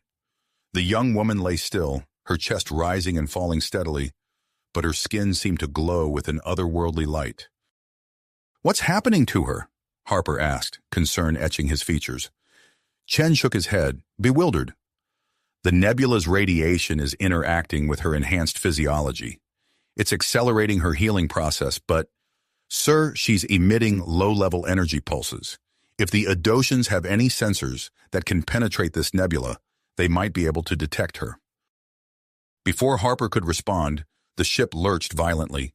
He staggered, catching himself on a nearby console. "Ghost, report!" He barked into his comm. "Sorry, sir." Ghost's voice crackled back. "We just hit a pocket of intense turbulence. I'm doing my best to—" "Wait, what the hell?" Harper rushed back to the bridge, his eyes widening as he took in the sight before him. Strange, pulsating energy patterns danced across their view screen, interfering with the ship's systems and causing power fluctuations. "Dr. Zix," Harper called out, "what are we looking at here?" The Adosian scientist studied the patterns intently. "Fascinating. These energy signatures are consistent with a rare type of stellar remnant. My people have been studying them as a potential alternative power source." Volkov's head snapped up. "Sir, if we can harness this energy, we might be able to boost our power levels. It could give us the edge we need to reach the rendezvous point." Harper nodded. "Do it, but make it fast. I doubt we're the only ones in this nebula." As if in response to his words, a distant rumble echoed through the gas clouds. Harper's lips pursed. The Adosian pursuit fleet had entered the nebula. "Ghost, push us deeper," Harper ordered. "We need to use this cover while we still can." As the Phantom delved further into the nebula's depths, Harper couldn't shake the feeling that they were being watched. The swirling gases seemed to part before them, revealing tantalizing glimpses of massive structures hidden within the clouds. "Sir," Volkov called out, his voice filled with awe, "I'm detecting signs of an ancient installation up ahead. It's not Adosian, and it's certainly not human." For a moment, Harper was tempted to investigate. The scientist in him yearned to uncover the mysteries hidden within the nebula. But one look at Sarah's unconscious form steeled his commitment. "We don't have time for a detour," he said firmly. "Our mission comes first." As they pressed on, the nebula's interference began to clear, revealing a new obstacle in their path. A dense field of gravitational anomalies stretched before them, creating a treacherous maze between the Phantom and their extraction point. "Ghost, can you get us through that?" Harper asked, surveying the shifting field of distortions. The pilot's fingers tightened on the controls. "It'll be tight, sir. One wrong move and we'll be torn apart." Harper turned to Brooks. "I need your enhanced senses on this. Work with Ghost and Volkov to plot us a safe course." As the team worked to navigate the perilous field, Mendoza's voice cut through the tension. "Major, you need to see this. These anomalies, they're not natural. They're being generated by some kind of Adosian tech." Harper's mind raced with the implications. "Gather what data you can. If the Adosians are weaponizing this nebula, Earth needs to know." Suddenly, alarms blared across the bridge. Volkov's hands flew across his console. "Sir, we've been detected. Adosian ship on an intercept course." Harper's eyes narrowed as he watched the enemy vessel closing in. "Ghost, use the anomalies. Show them why you're the best damn pilot in the fleet." What followed was a harrowing dance through the gravitational maze. Ghost pushed the Phantom to its limits, using the distortions to amplify their speed and evade the pursuing Adosian ship. Harper watched in grim satisfaction as their pursuer, unable to match Ghost's skill, was caught in a powerful eddy and disabled. As they emerged from the anomaly field, the rendezvous point finally within reach, Harper allowed himself a moment of hope. But that hope was short-lived as systems across the ship began to fail. "Major," Ghost called out, his voice tight with strain, "engines are losing power. Life support is critical. We're running on fumes here." Harper looked around at his team, each member pushing themselves to the brink to keep the ship functional. "We've come too far to fail now. Give it everything you've got. Our extraction is waiting." As they limped towards their salvation, long-range sensors lit up with multiple contacts. The extraction ship was there, but so was an Adosian warfleet converging on their position.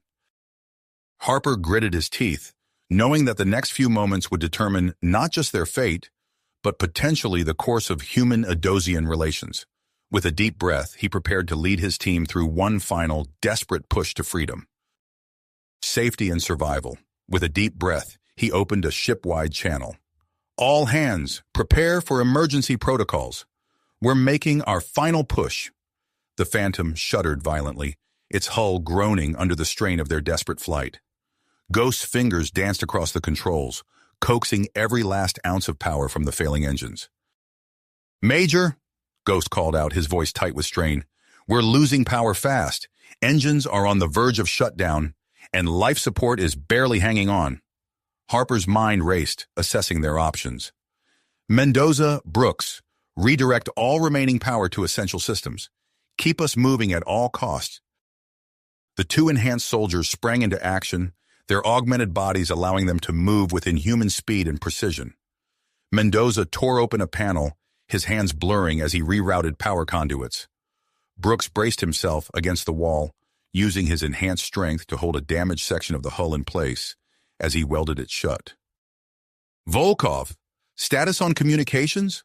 Harper demanded, his eyes fixed on the screen showing their rapidly approaching destination. The tactical officer's fingers flew over his console. "Established contact with Shadowhawk, sir. Captain Reed reports heavy Adoshan activity in the area. We have a narrow extraction window before they cut us off completely." As if to emphasize Volkov's words, long-range sensors lit up with multiple contacts. The Adoshan war fleet was converging on their position, led by the imposing flagship of General Kraz himself. Harper's eyes hardened as he watched the enemy ships form a blockade between them and their extraction point. Time was running out, and conventional tactics wouldn't be enough to break through. A wild idea formed in Harper's mind. It was dangerous, possibly suicidal, but it was their only chance. "Ghost, plot a course that will take us close to that dwarf star," he ordered, pointing to a fiery ball of plasma on their navigation display. Ghost's eyes widened. "Sir, the gravitational pull alone could tear us apart, not to mention the radiation." "It's our only shot," Harper cut him off. "The star's electromagnetic interference should mask our approach. It's that or face the entire Edosian fleet head-on." As Ghost adjusted their course, the Phantom's hull began to heat up rapidly. Warning klaxons blared throughout the ship, signaling multiple system failures. "Chen, what's Sarah's status?" Harper called out over the comms. The medic's voice came back strained. "Not good, sir. The radiation is affecting her enhanced physiology. She's emitting energy pulses that are interfering with our cloaking tech." Dr. Zix, who had been monitoring the situation, spoke up. "Major, I may have a solution. I can use my knowledge of Edosian biotechnology to temporarily suppress Sarah's cellular activity. It's risky, but it could stabilize her condition and reduce the energy emissions." Harper hesitated, knowing the procedure could undo the progress they'd made in healing Sarah.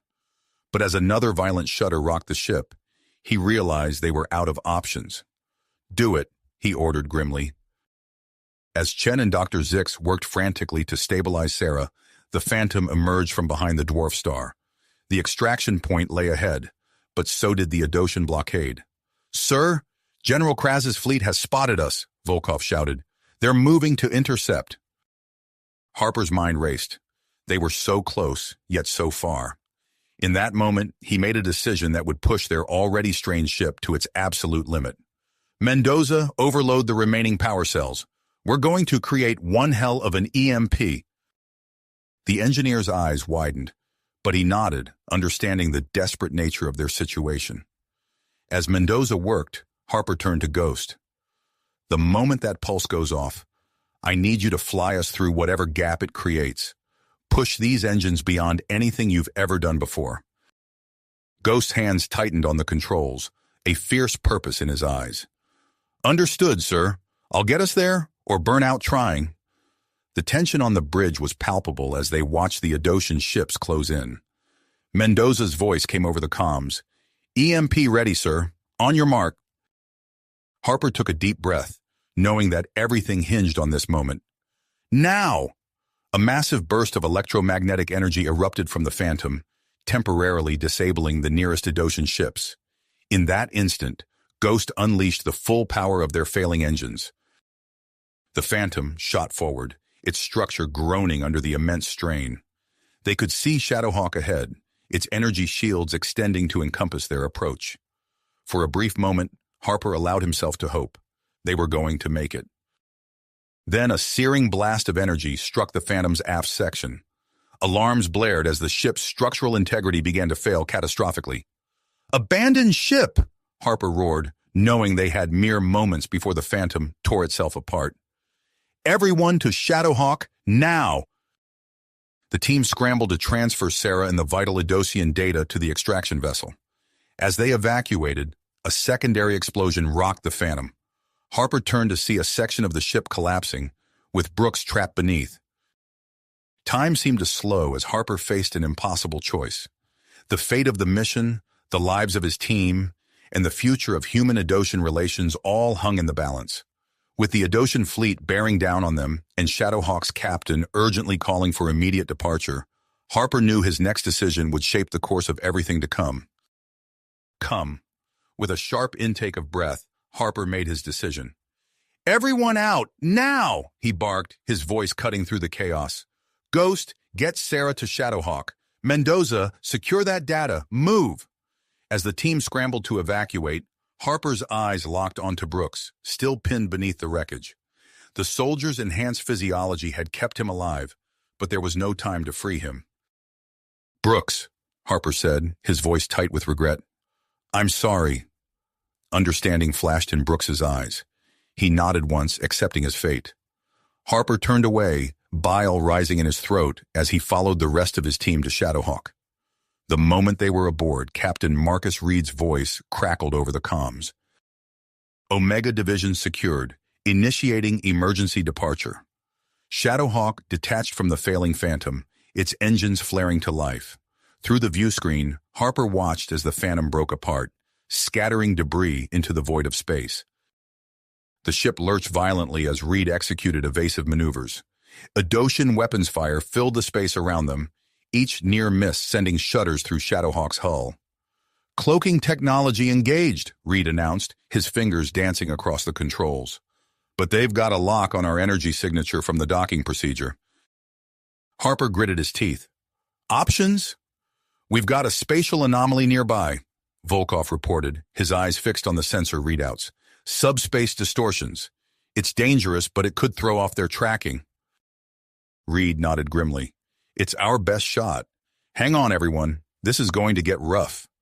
Shadowhawk banked hard, diving toward the anomaly.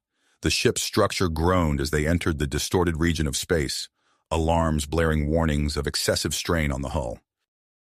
"Idosian pursuit falling behind," Volkov reported. "Their ships can't handle the distortions."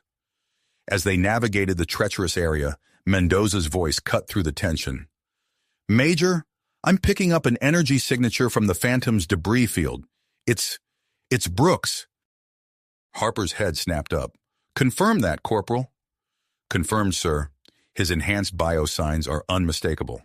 Somehow, he survived the ship's destruction." For a moment, Harper hesitated. They were so close to escape, and every second increased the risk of Idosian reinforcements arriving. But the thought of leaving a man behind twice in one day— "Captain Reed," Harper said, his decision made. "We need to attempt a rescue." Reed's heart made, but he nodded. "Understood. Volkov, suit up for spacewalk. We'll use the anomaly's cover to mask our approach." Shadowhawk executed a precise turn, extending its energy shields to create a temporary safe corridor. Volkov, encased in his specialized suit, stepped into the airlock. "Good luck, Lieutenant," Harper said. "Bring him home." As Volkov ventured out into space, the Idosian fleet regrouped. General Kraz's flagship led the charge, its weapons systems lighting up with deadly intent. "They've spotted us," Reed warned.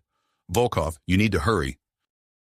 Harper watched anxiously as Volkov maneuvered through the debris, closing in on Brooks's position. Idosian weapons fire intensified, each blast pushing Shadowhawk's shields to their limits. "I've got him," Volkov's voice crackled over the comms. "Returning to ship now." The next few moments stretched into an eternity. Harper held his breath as Volkov and Brooks made their way back, Idosian fire intensifying with each passing second. "They're in!" Mendoza shouted as the airlock sealed shut. "Disengaging shields," Reed announced, preparing for FTL jump. Suddenly, alarms blared across Shadowhawk's bridge. Volkov, who had rushed to his station, called out, "Major, the Idosian flagship is powering up some kind of experimental weapon. Energy readings are off the charts." Harper's mind raced. "Zix, what are we dealing with?" The Adosian scientist studied the readouts, his eyes widening. It appears to be a subspace rift generator. If they succeed, we'll be trapped here. Not if we have anything to say about it, Harper growled. Mendoza, use that stolen data. Work with Zix. Find us a way to disrupt that weapon. As Mendoza and Zix huddled over the consoles, Harper turned to Reed. Captain, be ready to jump the moment we create an opening. Reed nodded, his hands hovering over the FTL controls. Sir, we've got something, Mendoza called out. A precisely calibrated energy pulse could destabilize their weapons matrix. Do it, Harper ordered. Shadowhawk fired the energy pulse just as the Adosian weapon reached full power. For a heart-stopping moment, nothing happened. Then a cascade of explosions rippled across the Adosian flagship's hull. Now, Harper shouted. Reed slammed the controls forward. Shadowhawk's engines flared brilliantly, catapulting the ship into FTL. The stars stretched into lines of light, and then they were gone, leaving the frustrated Adosian fleet far behind. As the adrenaline of their escape began to fade, Harper surveyed his team. They were battered, exhausted, but alive. Sarah Jensen lay unconscious but stable. The stolen Adosian data was secure, and despite the challenges, they had rescued Brooks. But Harper knew this was nowhere near the end. As Shadowhawk raced back toward Earth, he began to contemplate the full weight of their actions. The intelligence they'd gathered, the rescue of Sarah Jensen, it would all have far-reaching consequences for humanity's ongoing struggle against the Adosian threat. With a deep breath, Harper turned to address his team. The real challenges, he knew, were only just beginning. The real challenges, he knew, were only just starting. All right, team, Harper said, his voice cutting through the tension on Shadowhawk's bridge. We're not out of the woods yet. I need a full assessment of our situation.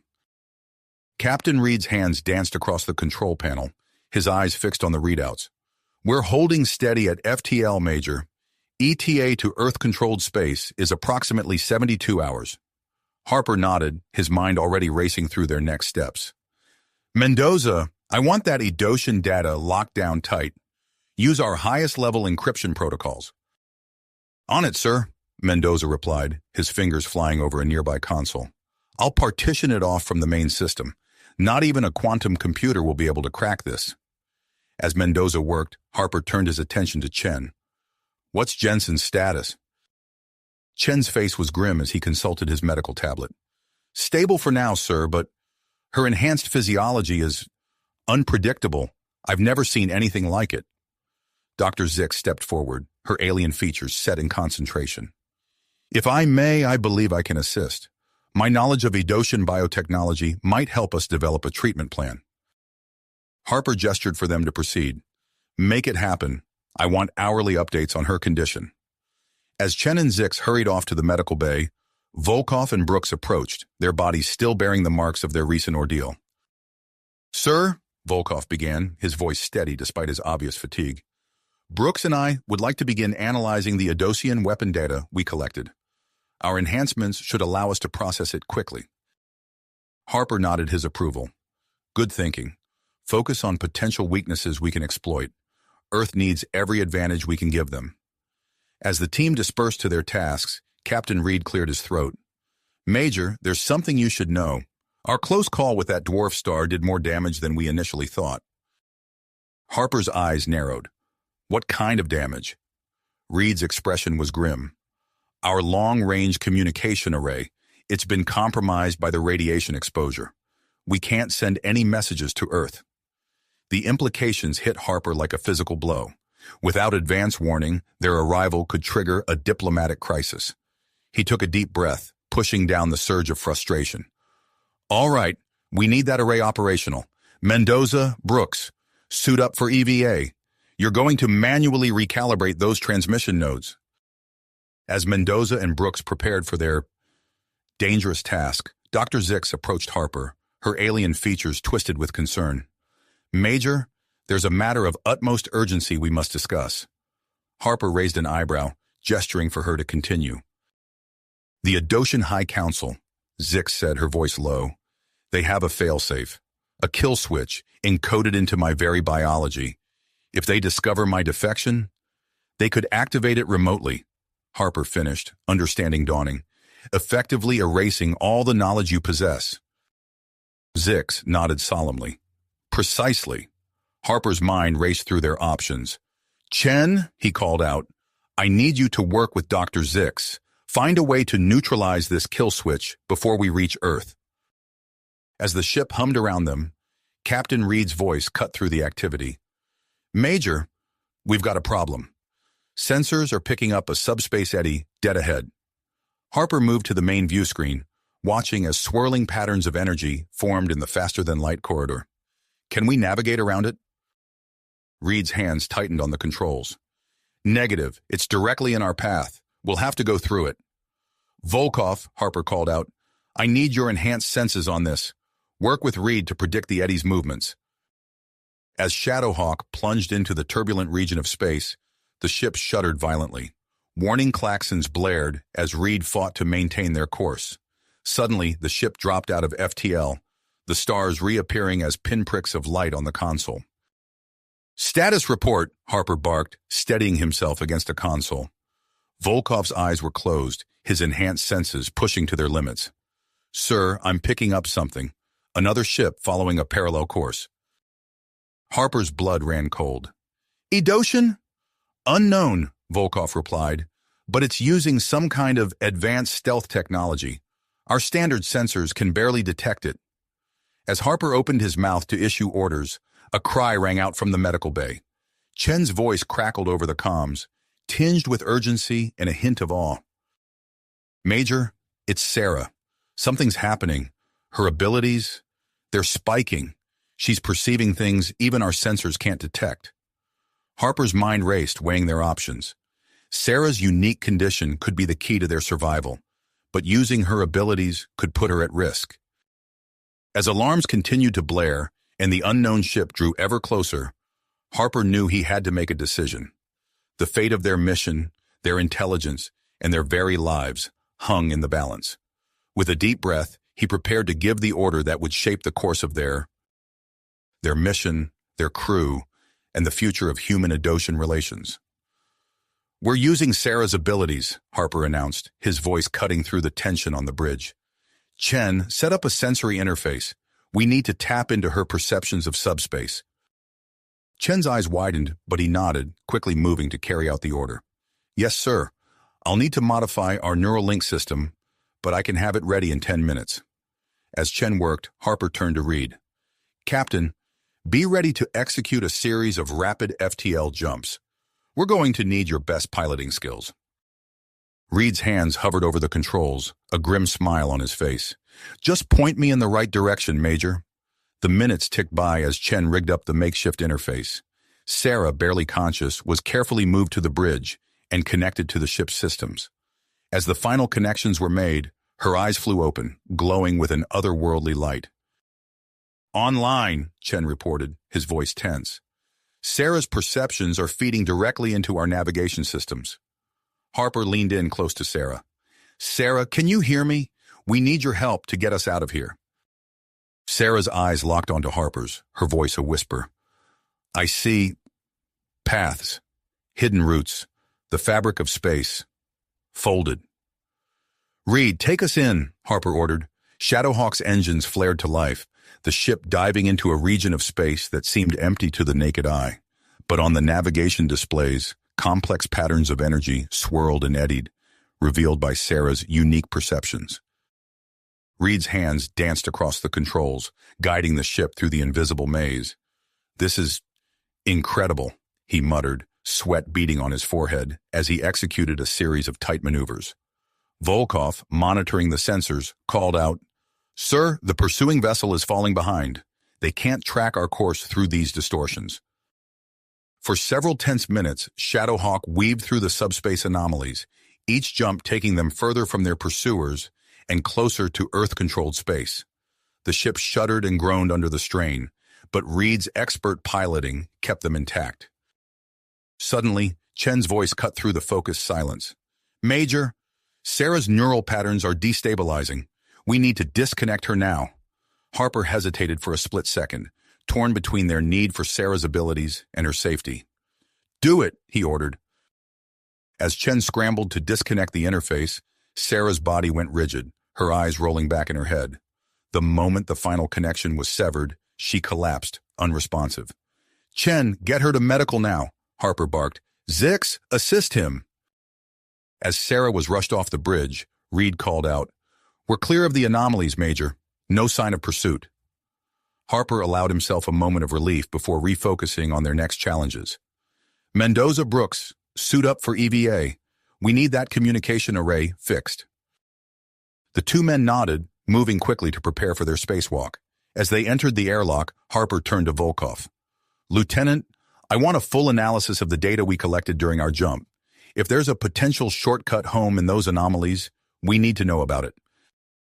Volkov nodded, his enhanced mind already processing the vast amounts of data they'd gathered. "Yes, sir. I'll have a preliminary report within the hour." As the ship settled into a momentary calm, Harper made his way to the medical bay. He found Chen and Zix hunched over Sarah's unconscious form, their faces etched with concern. "Status?" Harper asked. Chen looked up, his expression grim. "It's not good, sir. The interface put an enormous strain on her system. Her enhanced cells are in flux, trying to adapt to the overload of sensory input." Zix interjected, her alien features set in concentration. "Major, I believe I can stabilize her condition using a combination of Adosian techniques and the data we've stolen, but it will require significant resources." Before Harper could respond, alarms blared throughout the ship. Reed's voice came over the comm system. "Major, we've got a hull breach in the airlock. Mendoza and Brooks are sealing it now, but we've lost atmosphere." Harper's mind raced, weighing their dwindling resources against the mounting crises.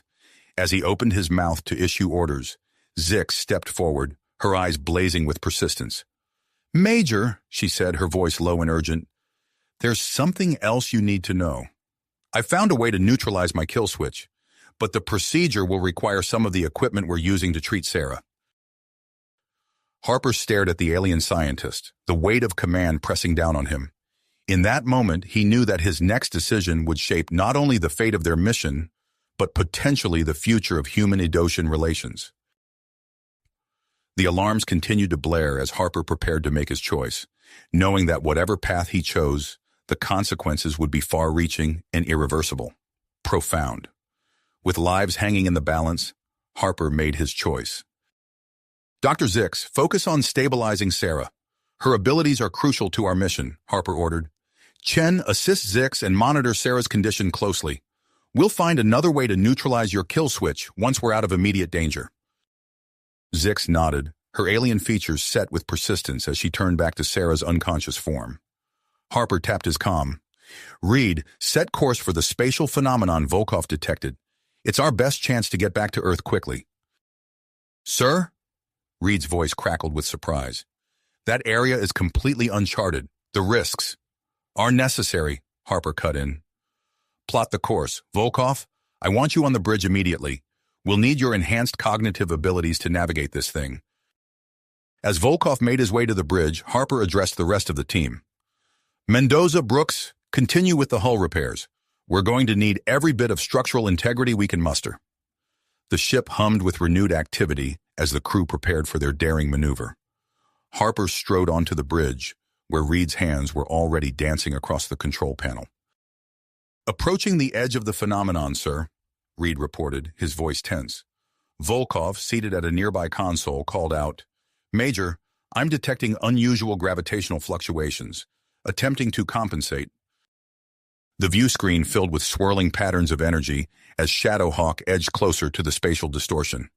Harper gripped the back of Reed's chair, his fist clenched. "Take us in, Captain," he ordered.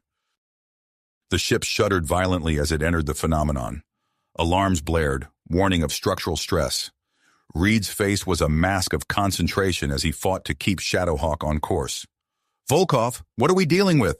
Harper demanded. The lieutenant's eyes were closed, his enhanced mind processing vast amounts of data. "It's a series of spatial folds, sir. I'm developing a navigation algorithm to plot a safe course." As Volkov worked, the ship lurched again. Harper stumbled, catching himself on a nearby console. "Reed, status?"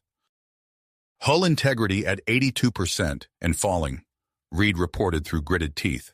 We can't take much more of this. Suddenly, Chen's voice came over the comm. Major, Sarah's regaining consciousness. Harper's eyes widened. Patch her through to the bridge. Now! A moment later, Sarah's weak voice filled the air. I can see the paths, the way through. Reed, are you getting this? Harper asked.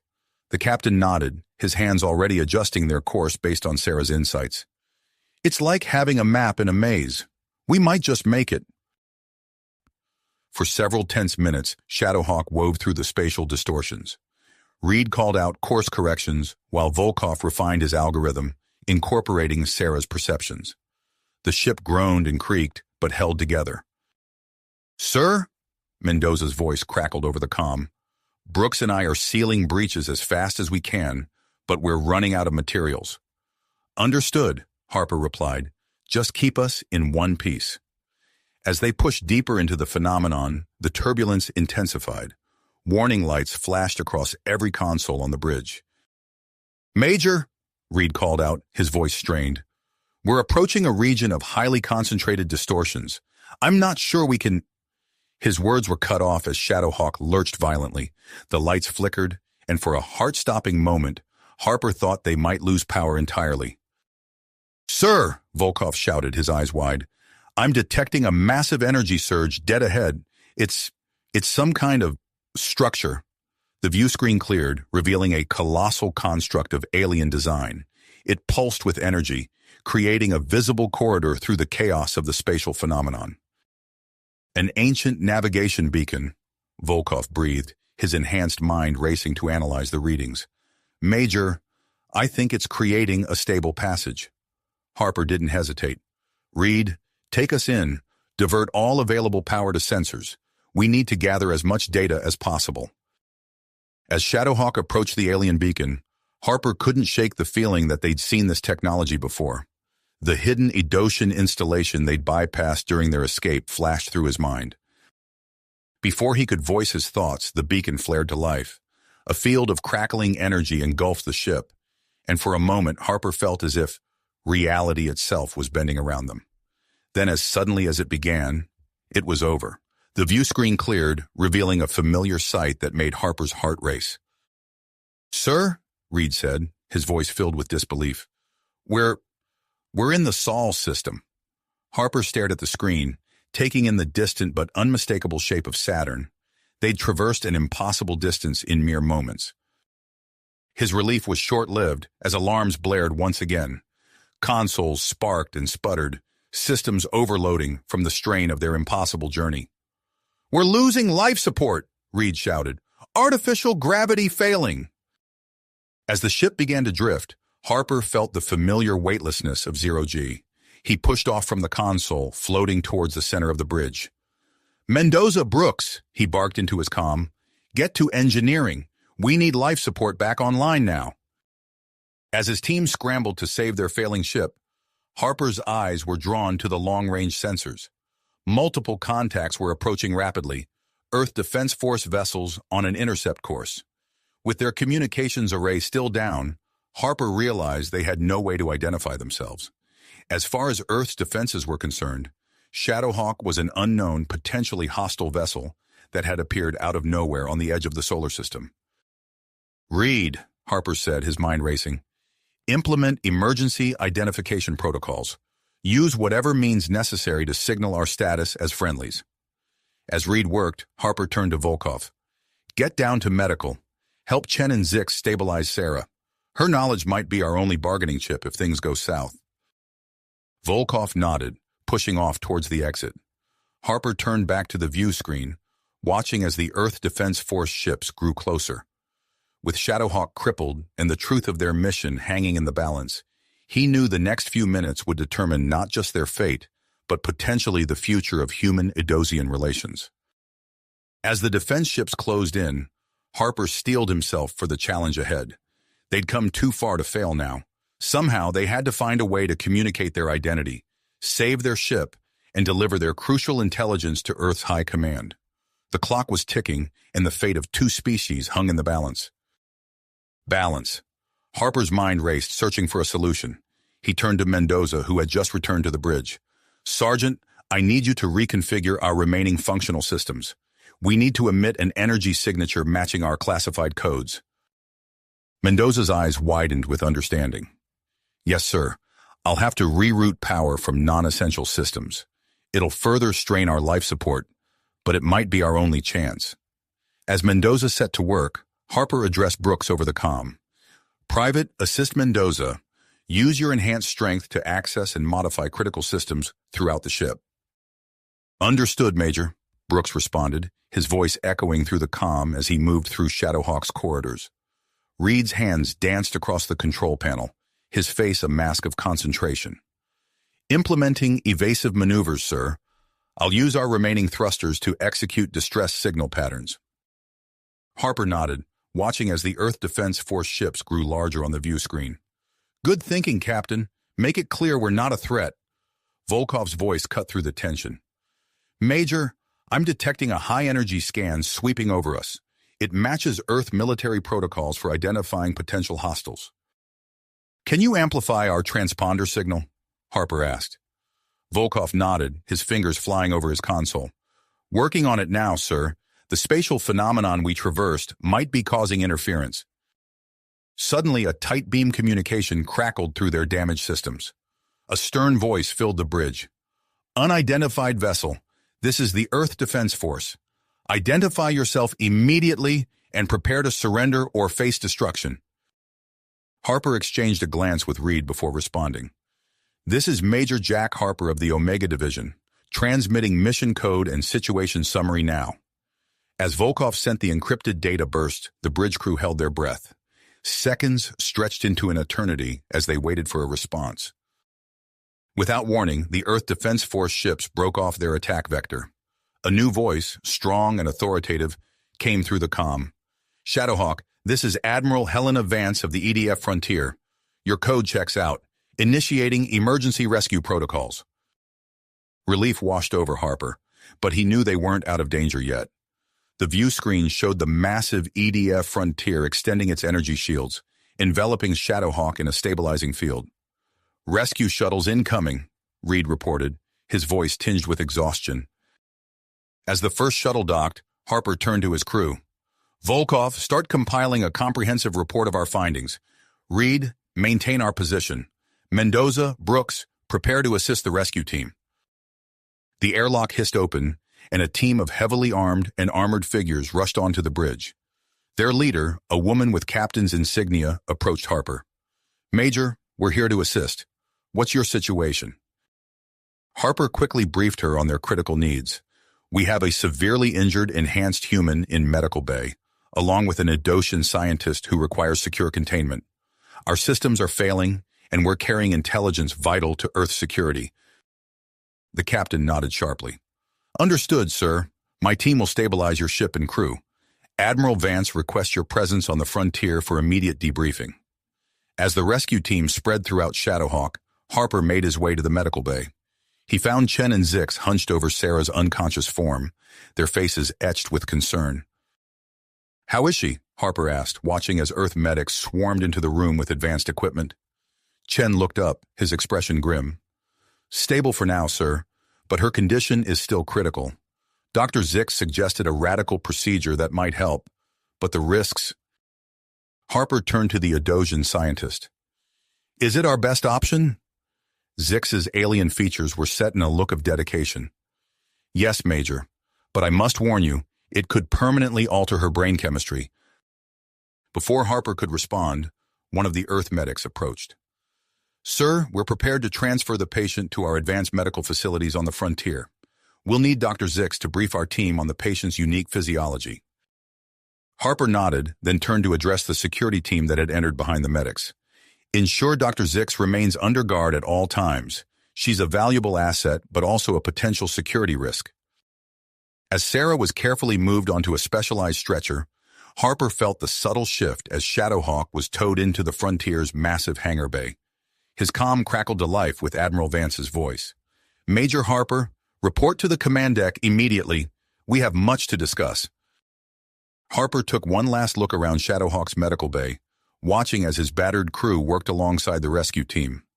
They had made it back to Earth against impossible odds, but he knew their greatest challenges still lay ahead. With a deep breath, he stepped out of the medical bay and made his way towards the Frontier's command deck, ready to face whatever came next. Harper strode purposefully through the corridors of the EDF Frontier, flanked by 2 security officers. The ship's immense size dwarfed even Shadowhawk, and he couldn't help but marvel at the bustling activity around him. Crew members rushed past, their faces a mix of curiosity and apprehension as they eyed the newcomers. As they approached the secure briefing room, Harper took a deep breath, steeling himself for the challenge ahead.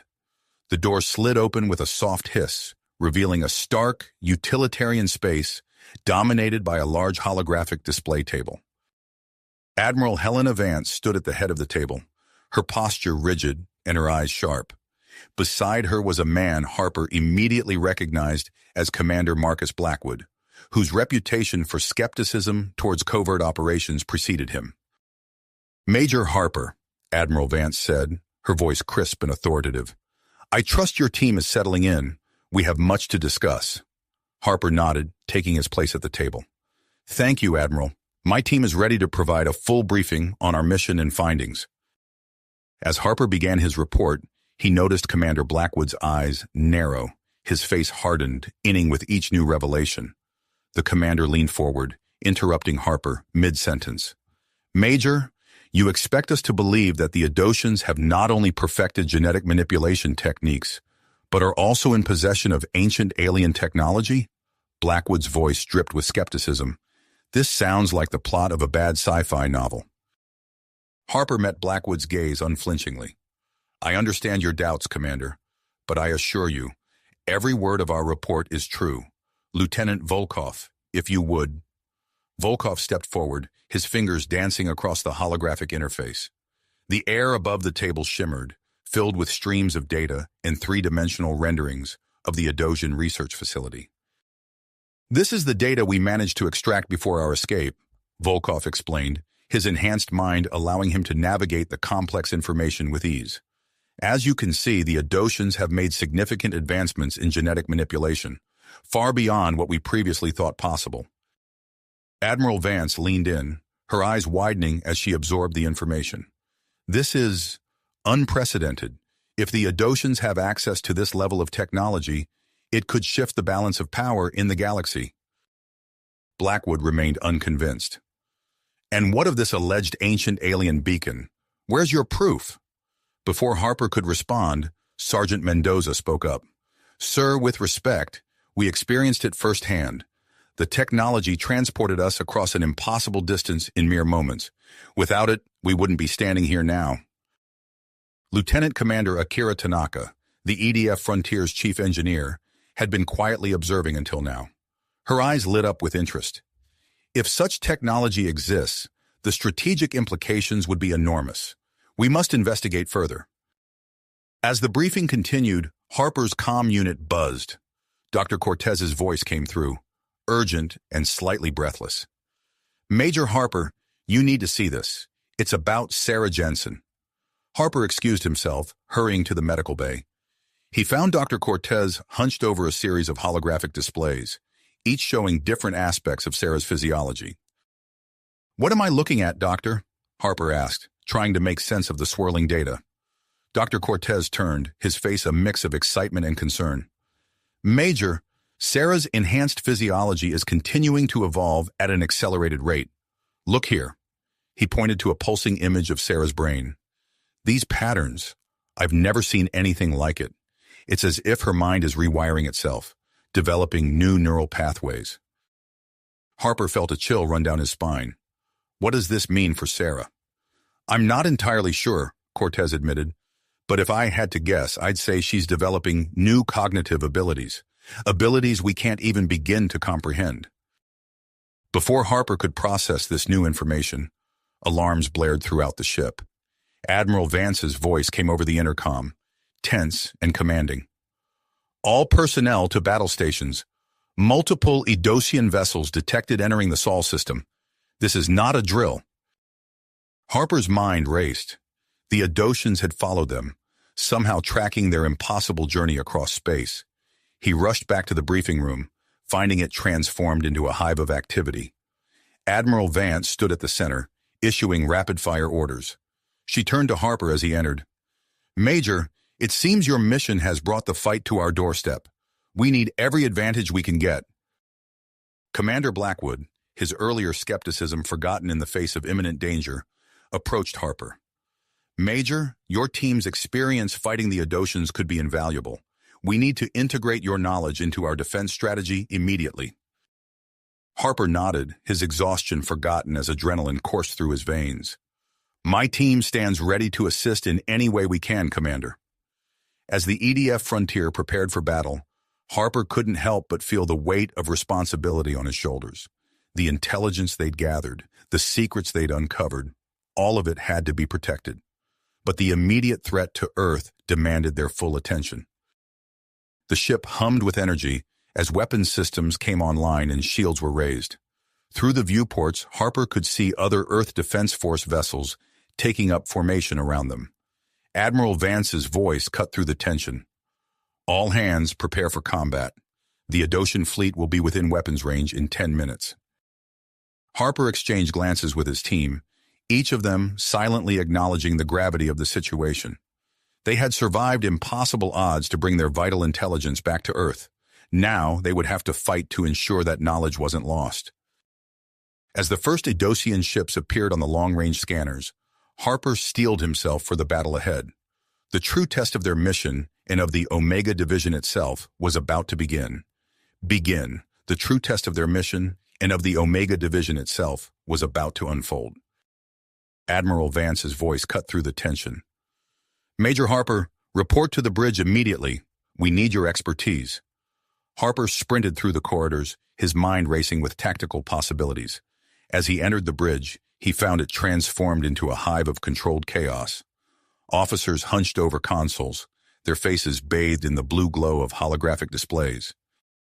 "Major," Vance said, her eyes fixed on the main view screen, "I'm integrating your team into our command structure.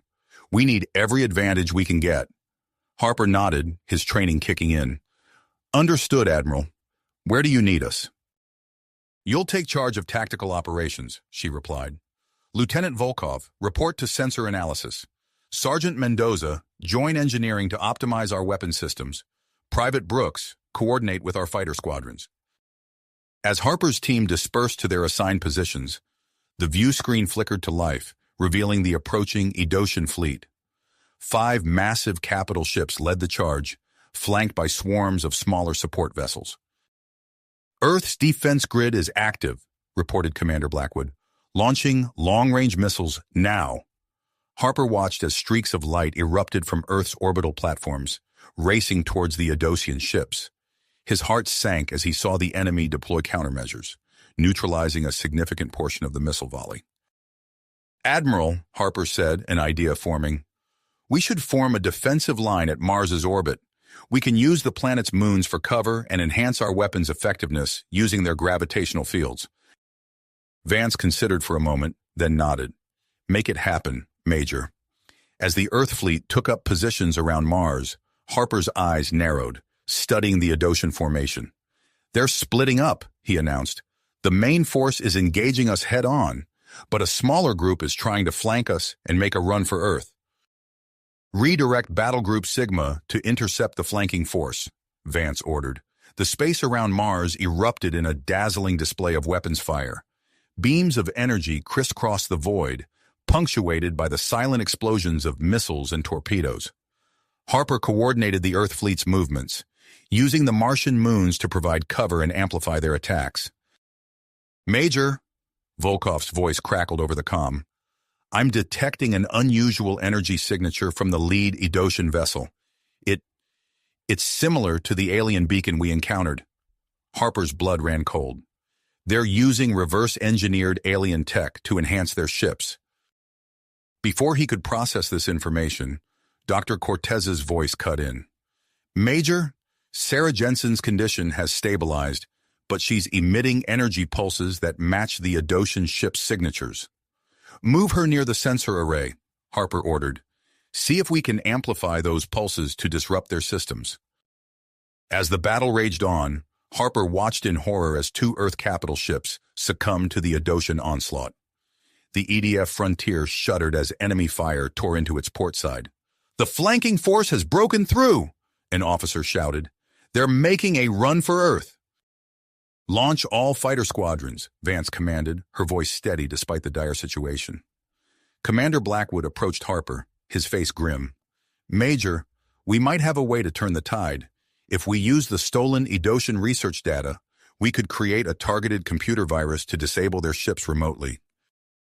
Harper nodded. "Do it. Get our best cyber warfare experts on it immediately." As they worked to implement this desperate plan, Dr. Zix was brought to the bridge under heavy guard. The Adosian scientist's alien features were set in a determined expression. "I have information that may help," she said. "General Kraz, the leader of our genetic experimentation program, is commanding this attack personally. I can provide details about his flagship's weaknesses." Harper's mind raced, formulating a plan. "Admiral," he said, turning to Vance, "I propose a surgical strike on Kraz's ship. My team can infiltrate and neutralize their command structure." Vance hesitated, weighing the risks. "It's a long shot, Major, but at this point we're out of options. Prepare your team." As Harper began assembling the Omega Division for their daring mission, alarms blared across the bridge. An officer's panicked voice rang out, "New contacts detected. A second wave of Edoshan reinforcements just entered the system." Harper exchanged a grim look with Admiral Vance. The Earth fleet, already pushed to its limits, now faced an overwhelming force. Their infiltration mission had just become the last hope for humanity's survival. "Omega Division," Harper said into his comm, his voice steady despite the chaos around him. "Gear up and report to the hangar bay. We're going hunting." On a suicide mission to infiltrate the heart of the Adosian fleet. As Harper and his team rushed to the hangar bay, Admiral Vance's voice crackled over the intercom. "Major, we're implementing diversionary tactics. The Frontier and two support vessels will launch a concentrated attack on the Adoshan fleet's right flank. Use this distraction to approach Kraz's flagship undetected." Harper nodded to his team as they boarded a small, stealthy shuttle equipped with advanced cloaking technology. "You heard the Admiral. Brooks, you're on piloting duty. Get us to that flagship in one piece." As the shuttle detached from the Frontier, the space around them erupted into chaos. Energy beams crisscrossed the void, and silent explosions bloomed like deadly flowers. Brooks' hands danced across the controls, his enhanced reflexes allowing him to navigate the treacherous field of debris and weapons fire. "Engaging cloaking technology," Volkov announced, his fingers flying over a console. The shuttle's exterior shimmered and seemed to vanish into the backdrop of stars and destruction. Harper watched the battle unfold through the shuttle's view screen. The EDF Frontier led the charge against the Adoshan right flank, drawing attention away from their approach. Explosions rocked both human and alien vessels, and Harper's heart made as he saw an Earth destroyer split in two under concentrated Adoshan fire. "We're nearing the flagship," Brooks called out, his voice tense with concentration. "Prepare for infiltration." The team donned their personal stealth suits, the advanced technology conforming to their bodies like a second skin.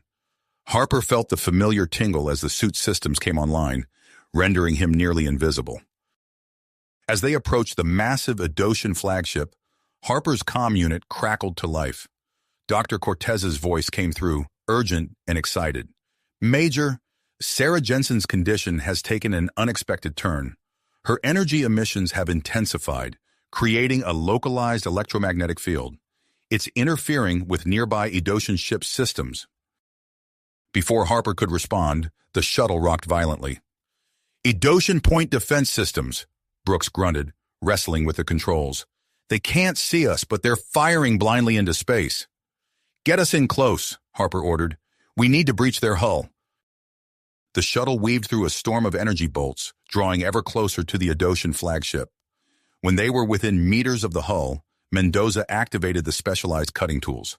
The air filled with the acrid smell of burning metal as they carved an opening into the alien vessel. "We're in," Harper announced as they slipped through the makeshift airlock. "Omega Division split up as planned. Volkov, Brooks, head to engineering and sabotage their propulsion and weapon systems. Mendoza, you're with me. We're taking the fight to Kraz himself. As the team separated, Harper and Mendoza moved swiftly through the alien corridors. The interior of the Adosian ship was a maze of organic-looking structures, pulsing with an eerie bioluminescence. They encountered their first resistance at a junction, a squad of Adosian soldiers appearing around a corner. Harper's enhanced reflexes kicked in as he dove for cover, his particle rifle spitting deadly energy bolts. Mendoza rolled to the side, his cybernetic arm reconfiguring into a plasma cannon. The confined space erupted in a firefight, energy weapons scorching the walls and filling the air with the smell of ozone. "We need to push through," Harper shouted over the din of battle. "The bridge is our primary objective." As they fought their way deeper into the ship, Harper's comm unit crackled again. This time, it was Commander Blackwood's voice. "Major, we've implemented the computer virus. It's disrupting Adosian communications, but they're adapting quickly. You need to reach Kraz before they can regroup." Suddenly, alarms blared throughout the ship. A sickly green gas began to seep from vents in the walls, and Harper heard the whir of approaching drones. "Kraz knows we're here," Mendoza growled, activating his suit's emergency air supply. "He's trying to flush us out." Harper nodded grimly, his own mask sealing automatically. "Then we double-time it to the bridge. No more stealth. We go in hard and fast." They charged forward, engaging Adosian defenders in brutal close-quarters combat. Harper's enhanced strength allowed him to overpower the alien soldiers, while Mendoza's cybernetic limbs gave him a deadly advantage in hand-to-hand fighting. As they neared the bridge, Harper's comm unit came to life once more. This time, it was Volkov's voice, tense and breathless. "Major, we've reached engineering. Brooks is working on sabotaging their power regulators now, but we've encountered heavy resistance, not sure how long we can hold out." "Do what you can, Lieutenant," Harper replied, ducking under an energy blast. "We're almost at the bridge. Once we neutralize Kraz, we can end this." They rounded a final corner and found themselves face-to-face with a squad of elite Adosian guards, their armor gleaming and weapons primed. Behind them loomed the massive doors to the bridge, where General Kraz awaited. Harper exchanged a look with Mendoza, both men understanding the gravity of the moment. This was it, the culmination of their mission, the fate of Earth hanging in the balance. "For Earth," Harper said simply, raising his weapon. "For humanity," Mendoza replied, his cybernetic arm reconfiguring into a devastating close combat configuration. With a shared nod, they charged forward, engaging Kraz's elite guards in a fierce battle that would determine the outcome of the war. The narrow corridor erupted in a storm of energy bolts, the air thick with the smell of ozone and burning metal. As Harper and Mendoza fought with every ounce of their enhanced abilities, the final confrontation with General Kraz loomed just beyond the bridge doors. Doors. Time seemed to slow as Harper and Mendoza launched themselves into the fray. Harper's particle rifle spat deadly energy bolts, dropping 2 Adosian guards before they could react. Mendoza's cybernetic arm whirred and reconfigured, transforming into a lethal close combat weapon. He engaged the nearest guard, metal clashing against the alien's armor in a shower of sparks. The narrow corridor became a maelstrom of energy discharges and hand-to-hand combat. Harper ducked under a swipe from an Adosian energy blade, feeling the heat of the weapon as it passed centimeters from his face. He countered with a swift uppercut, his enhanced strength sending the alien sprawling. Mendoza grappled with 2 guards simultaneously, his cybernetic limbs giving him an edge in strength and speed.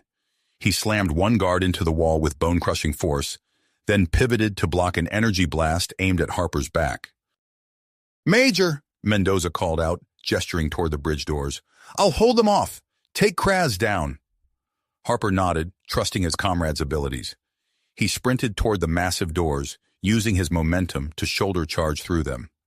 As he burst onto the bridge, he was met with the sight of General Kraz and his command staff scrambling to react. The Adosian general was an imposing figure, his alien features set in a mask of fury.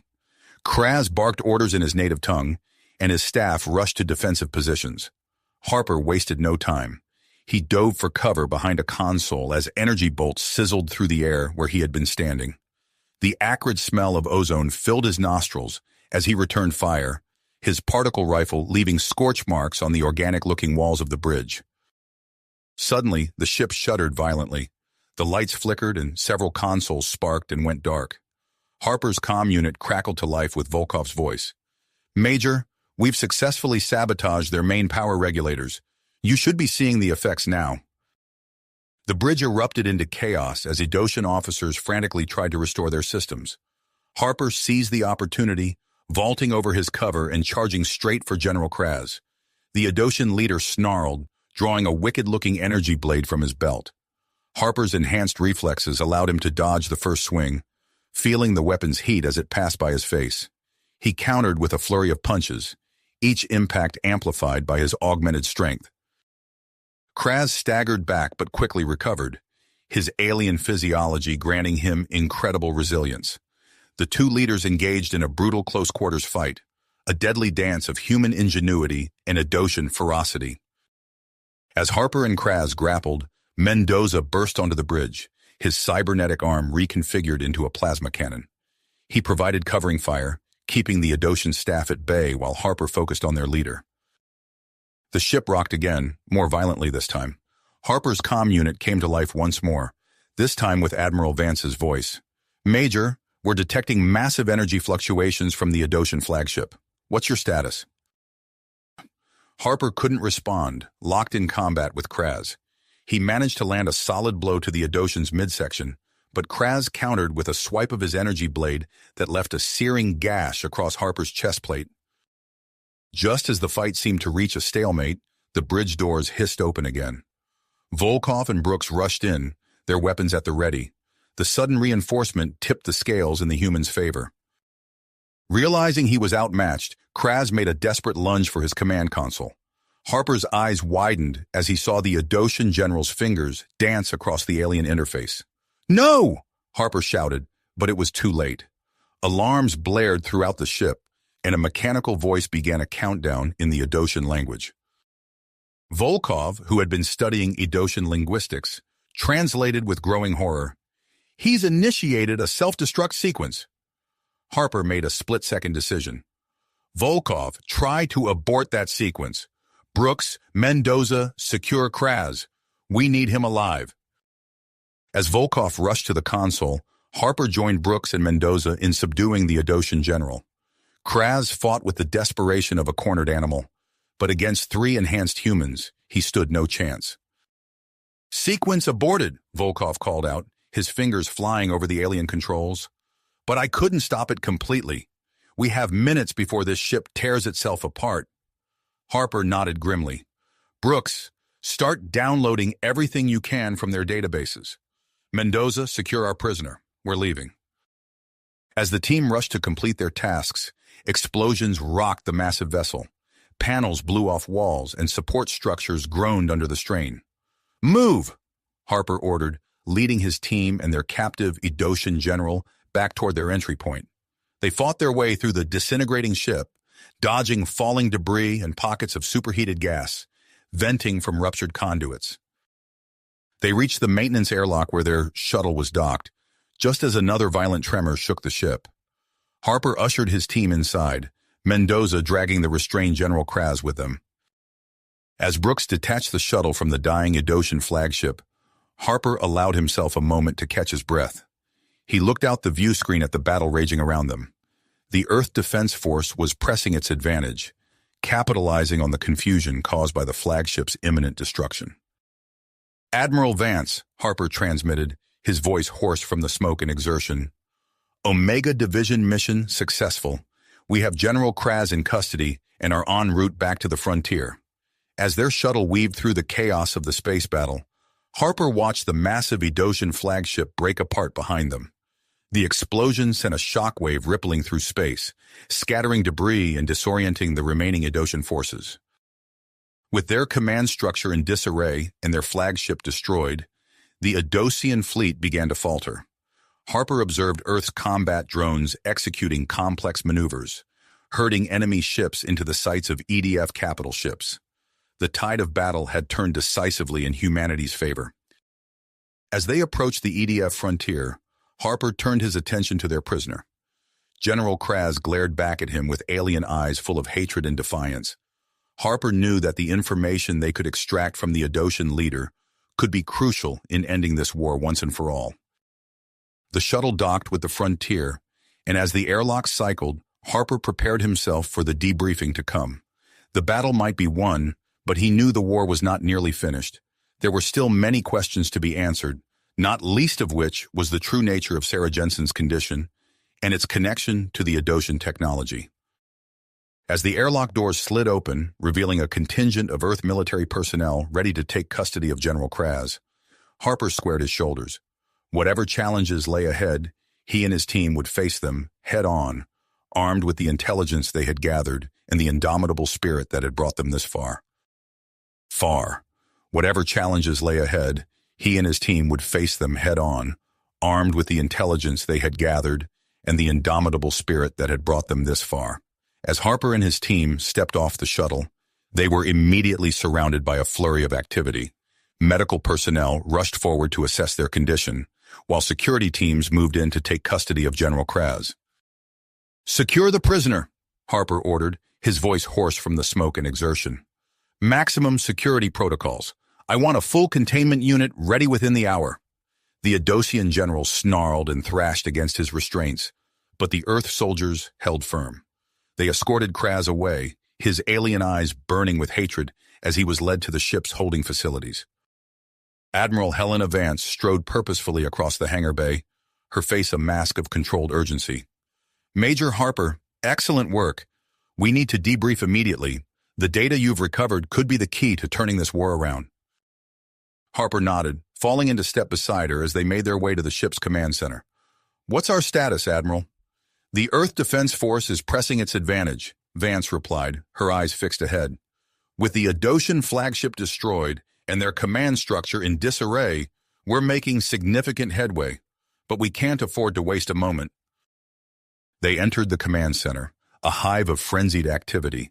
Officers and technicians swarmed around holographic displays, coordinating the ongoing battle and processing the flood of incoming data. "Dr. Cortez," Vance called out, spotting the medical officer hunched over a console. "What's the status on Sarah Jensen?" Cortez looked up, his eyes bright with excitement despite the exhaustion etched on his face. "Her condition has stabilized, Admiral. The electromagnetic emissions have ceased, but there's something else. Her neural architecture is showing significant changes. We're seeing cognitive enhancements unlike anything we've encountered before." Harper frowned, recalling the strange connection Sarah had exhibited with the Adoshan technology. Could this be related to the genetic manipulation techniques Dr. Zix mentioned? "It's possible," Cortez nodded. "We're running more tests now. This could be a major breakthrough in understanding Adoshan bioengineering." A young officer approached, her uniform bearing the insignia of Earth's cryptography division. "Admiral, Major, we've begun processing the data extracted from the Adoshan flagship. It's a goldmine, schematics, communication protocols, star charts. We're already identifying potential weaknesses in their defense network." Vance's eyes narrowed with focus. "Excellent. I want a full analysis as soon as possible. Major Harper, I need your team to provide detailed accounts of everything you observed on that ship. Every scrap of information could be vital." Harper nodded, feeling the weight of responsibility settling on his shoulders. "Understood, Admiral. We'll start immediately." Suddenly, a commotion erupted near one of the sensor stations. "Admiral," a technician called out, "we're detecting unusual energy signatures in the outer solar system. They match known Adoshan patterns, but they're different somehow." Vance strode over to the station, her brow furrowed. "Show me." The technician brought up a holographic display of the solar system. Several points of light pulsed ominously beyond the orbit of Neptune. "Could be hidden outposts," Harper suggested, studying the display. "Or reinforcements." Vance's face hardened. "Either way, we need to investigate. Major, I know your team has been through hell, but I need you out there again. Take the EDF interceptor and scout those energy signatures. We can't afford any surprises right now." Harper straightened, pushing aside his fatigue. "We're on it, Admiral. We'll take Dr. Zix with us. Her expertise could be crucial if we encounter any new Adoshan technology." As Harper turned to leave, Vance called after him. "Jack," he paused, noting the rare use of his first name. "Be careful out there. We've won a significant victory today, but this war is just the beginning. Whatever those energy signatures are, they could change everything."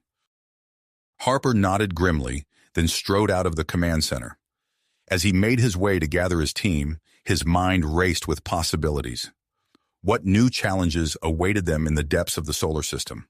And how would the intelligence they'd gathered shape the conflicts to come? As the EDF interceptor prepared for launch, Harper couldn't shake the feeling that they were on the cusp of something monumental. The captured general, the recovered data, Sarah's condition, and now these mysterious energy signatures, all pieces of a cosmic puzzle that humanity was only beginning to unravel. The ship's engines thrummed to life, and Harper felt the familiar surge of adrenaline as they prepared to venture into the unknown. Whatever lay ahead, he and his team would face it head-on, armed with their enhanced abilities and the unyielding spirit that had carried them this far. As the interceptor accelerated away from the EDF frontier, Harper's eyes fixed on the distant pinpricks of light that marked their destination. The next chapter of humanity's struggle against the Adosian threat was about to unfold, and he was determined to see it through. As the interceptor accelerated towards its destination, Harper's comm unit chimed. It was Admiral Vance. "Major, abort your current mission and return to the frontier immediately. We have new intel that changes everything." Harper exchanged glances with his team. "Understood, Admiral. We're on our way back." The interceptor's engines flared as they executed a tight turn, racing back to the Earth Defense Force's flagship. Upon docking, Harper and his team were immediately ushered to the ship's main briefing room. Admiral Vance stood at the head of a large holographic display, her face etched with commitment. Around her, key military leaders and scientific advisors were engaged in heated discussions. "Major Harper, glad you could join us," Vance said, gesturing for him to approach. "We've made some critical breakthroughs in the past few hours that have reshaped our entire strategy." The holographic display flickered to life, showing a 3D map of what appeared to be Adosian territory. Harper's eyes widened as he took in the wealth of information before him. "The data you retrieved from the Adosian flagship has proven invaluable," Vance continued. "Our analysts have identified a key Adosian military installation deep in their territory. We believe this facility is vital to their war effort, and taking it out could turn the tide of this conflict." Commander Marcus Blackwood, a seasoned veteran of Earth Special Forces, stepped forward.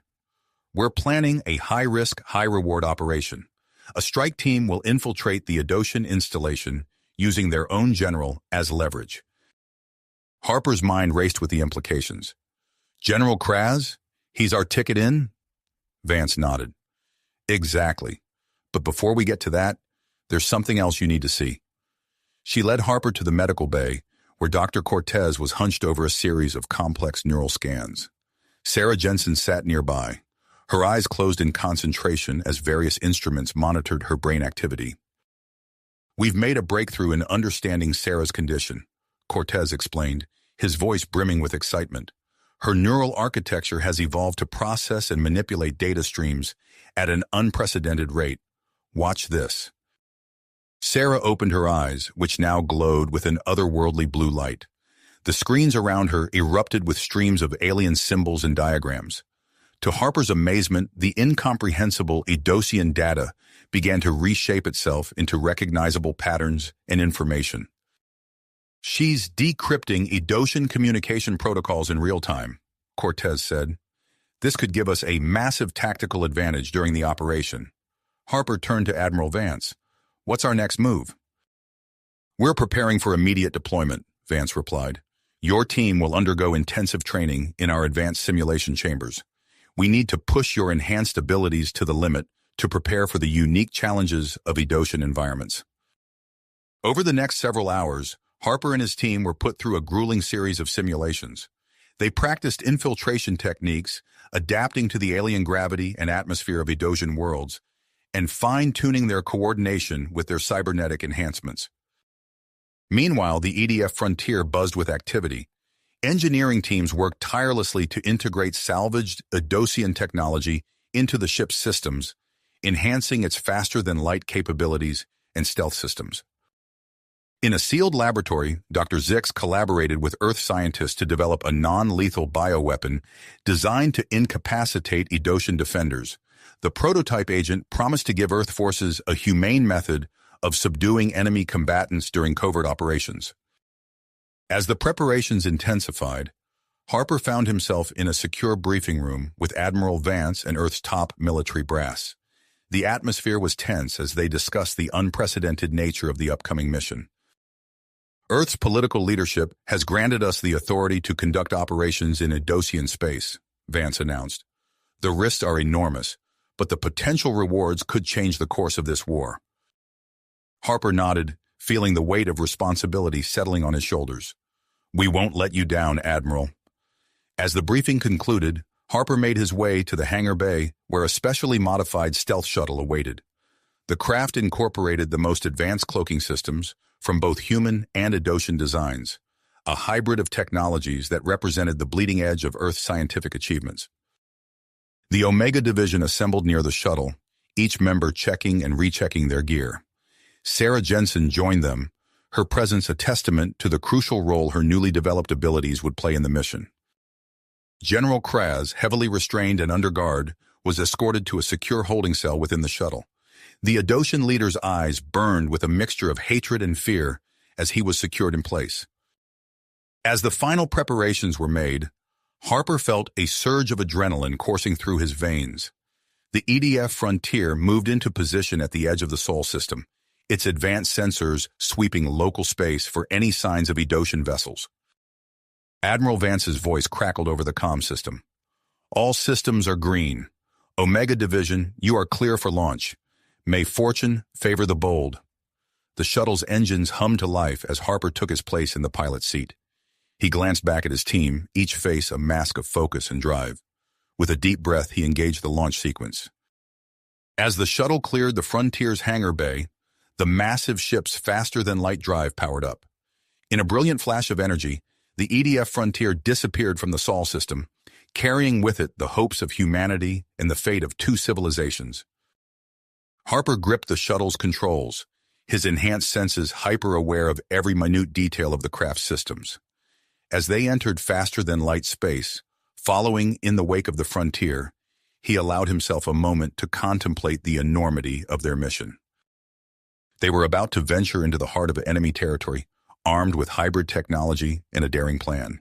The success or failure of this operation could determine the course of the war, and perhaps the very future of the human race. As the familiar starscape of their home system gave way to the unknown expanses of faster-than-light travel, Harper steeled himself for the challenges that lay ahead. Whatever awaited them in Idosian space, he and his team were ready to face it head-on. The brilliant flash of the faster-than-light jump faded, revealing the vast expanse of Idosian-controlled space. Harper's hands tightened on the shuttle's controls as the EDF Frontier materialized beside them, its advanced cloaking systems engaging instantly. All systems operational, Harper reported, his enhanced senses processing the flood of data from the shuttle's instruments. Awaiting further orders? Admiral Vance's voice crackled over the comm. Commence full sensor sweep. We need to know what we're dealing with out here. As the Frontier's sensors probed the surrounding area, Harper's team prepared for their mission. Sergeant Carlos Mendoza double-checked his gear, while Lieutenant Alexei Volkov ran final diagnostics on their stealth suits. Private First Class Nathan Brooks, the team's pilot, studied the latest navigation data. Sarah Jensen sat apart from the others, her eyes closed in concentration. The faint blue glow emanating from beneath her eyelids was the only outward sign of her enhanced abilities at work. Major, Vance's voice returned, tense with urgency. We've detected a heavily fortified Idosian outpost on a nearby moon. Your mission parameters remain unchanged. Infiltrate, gather intel, and extract without detection. Understood, Admiral, Harper acknowledged. He turned to his team. Omega Division, gear up. We're going in. The shuttle detached from the Frontier, its hybrid stealth systems rendering it virtually invisible against the backdrop of space. As they approached the moon's surface, Sarah's eyes snapped open, glowing with ethereal light. "Major, I'm detecting a vulnerability in their defense grid," she reported, her voice steady despite the strain evident on her face. "There's a narrow window in the shield rotation. If we time it right, we can slip through undetected." Harper nodded to Brooks. "You heard her, Private? Think you can thread that needle?" Brooks' fingers flew over the controls, his cybernetically enhanced reflexes, allowing him to make minute adjustments with impossible precision. "Just watch me, sir." The shuttle dove towards the moon's surface, skillfully exploiting the momentary gap in the Adoshan defenses. They touched down in a concealed ravine, the landscape around them alien and foreboding. As the team disembarked, Harper activated his stealth suit, his form shimmering before blending seamlessly with the environment.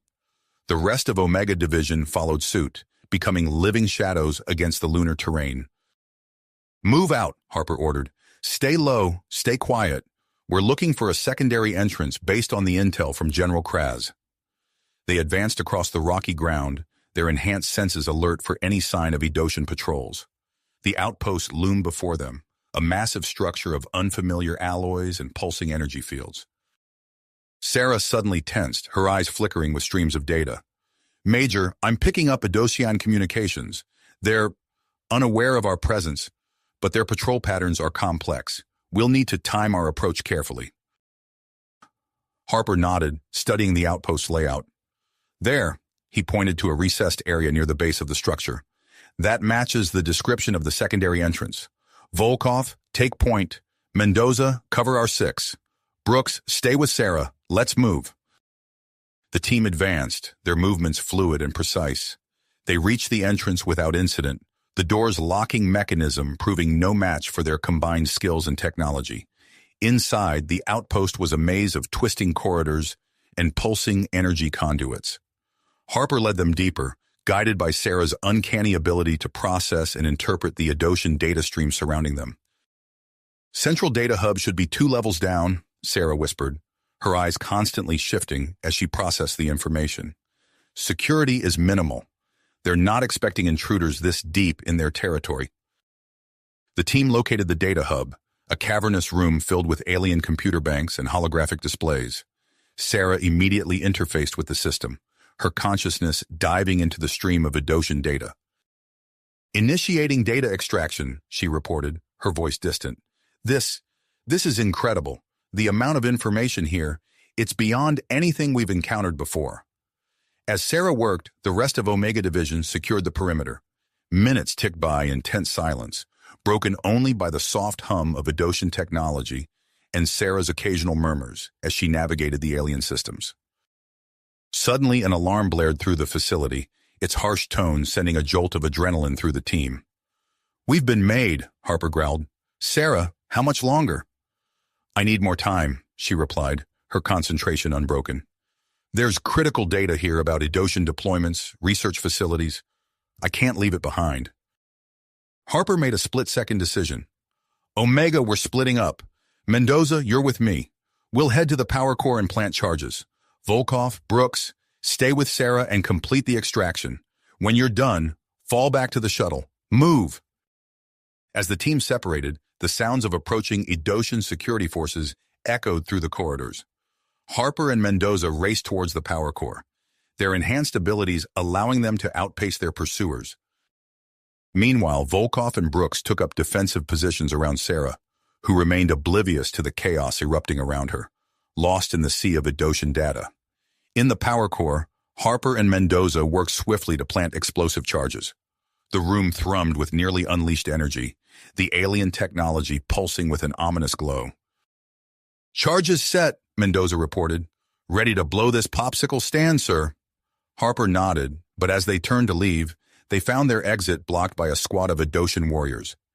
These were unlike any they had faced before, clad in advanced battlesuits that crackled with energy. "Looks like we've got a fight on our hands, Sergeant," Harper said, raising his weapon. Mendoza grinned, the thrill of combat shining in his eyes. "Wouldn't have it any other way, sir." As the two soldiers engaged the Adoshan elites in close-quarters combat, Sarah's eyes suddenly widened in the data hub. "Project Ascension," she gasped. I've found it. A secret research facility, genetic manipulation. This is where it all started. Volkov tensed as he heard the approach of more Edosian forces. We need to move, now! Sarah disconnected from the system, her knees going weak from the implications of what she'd discovered.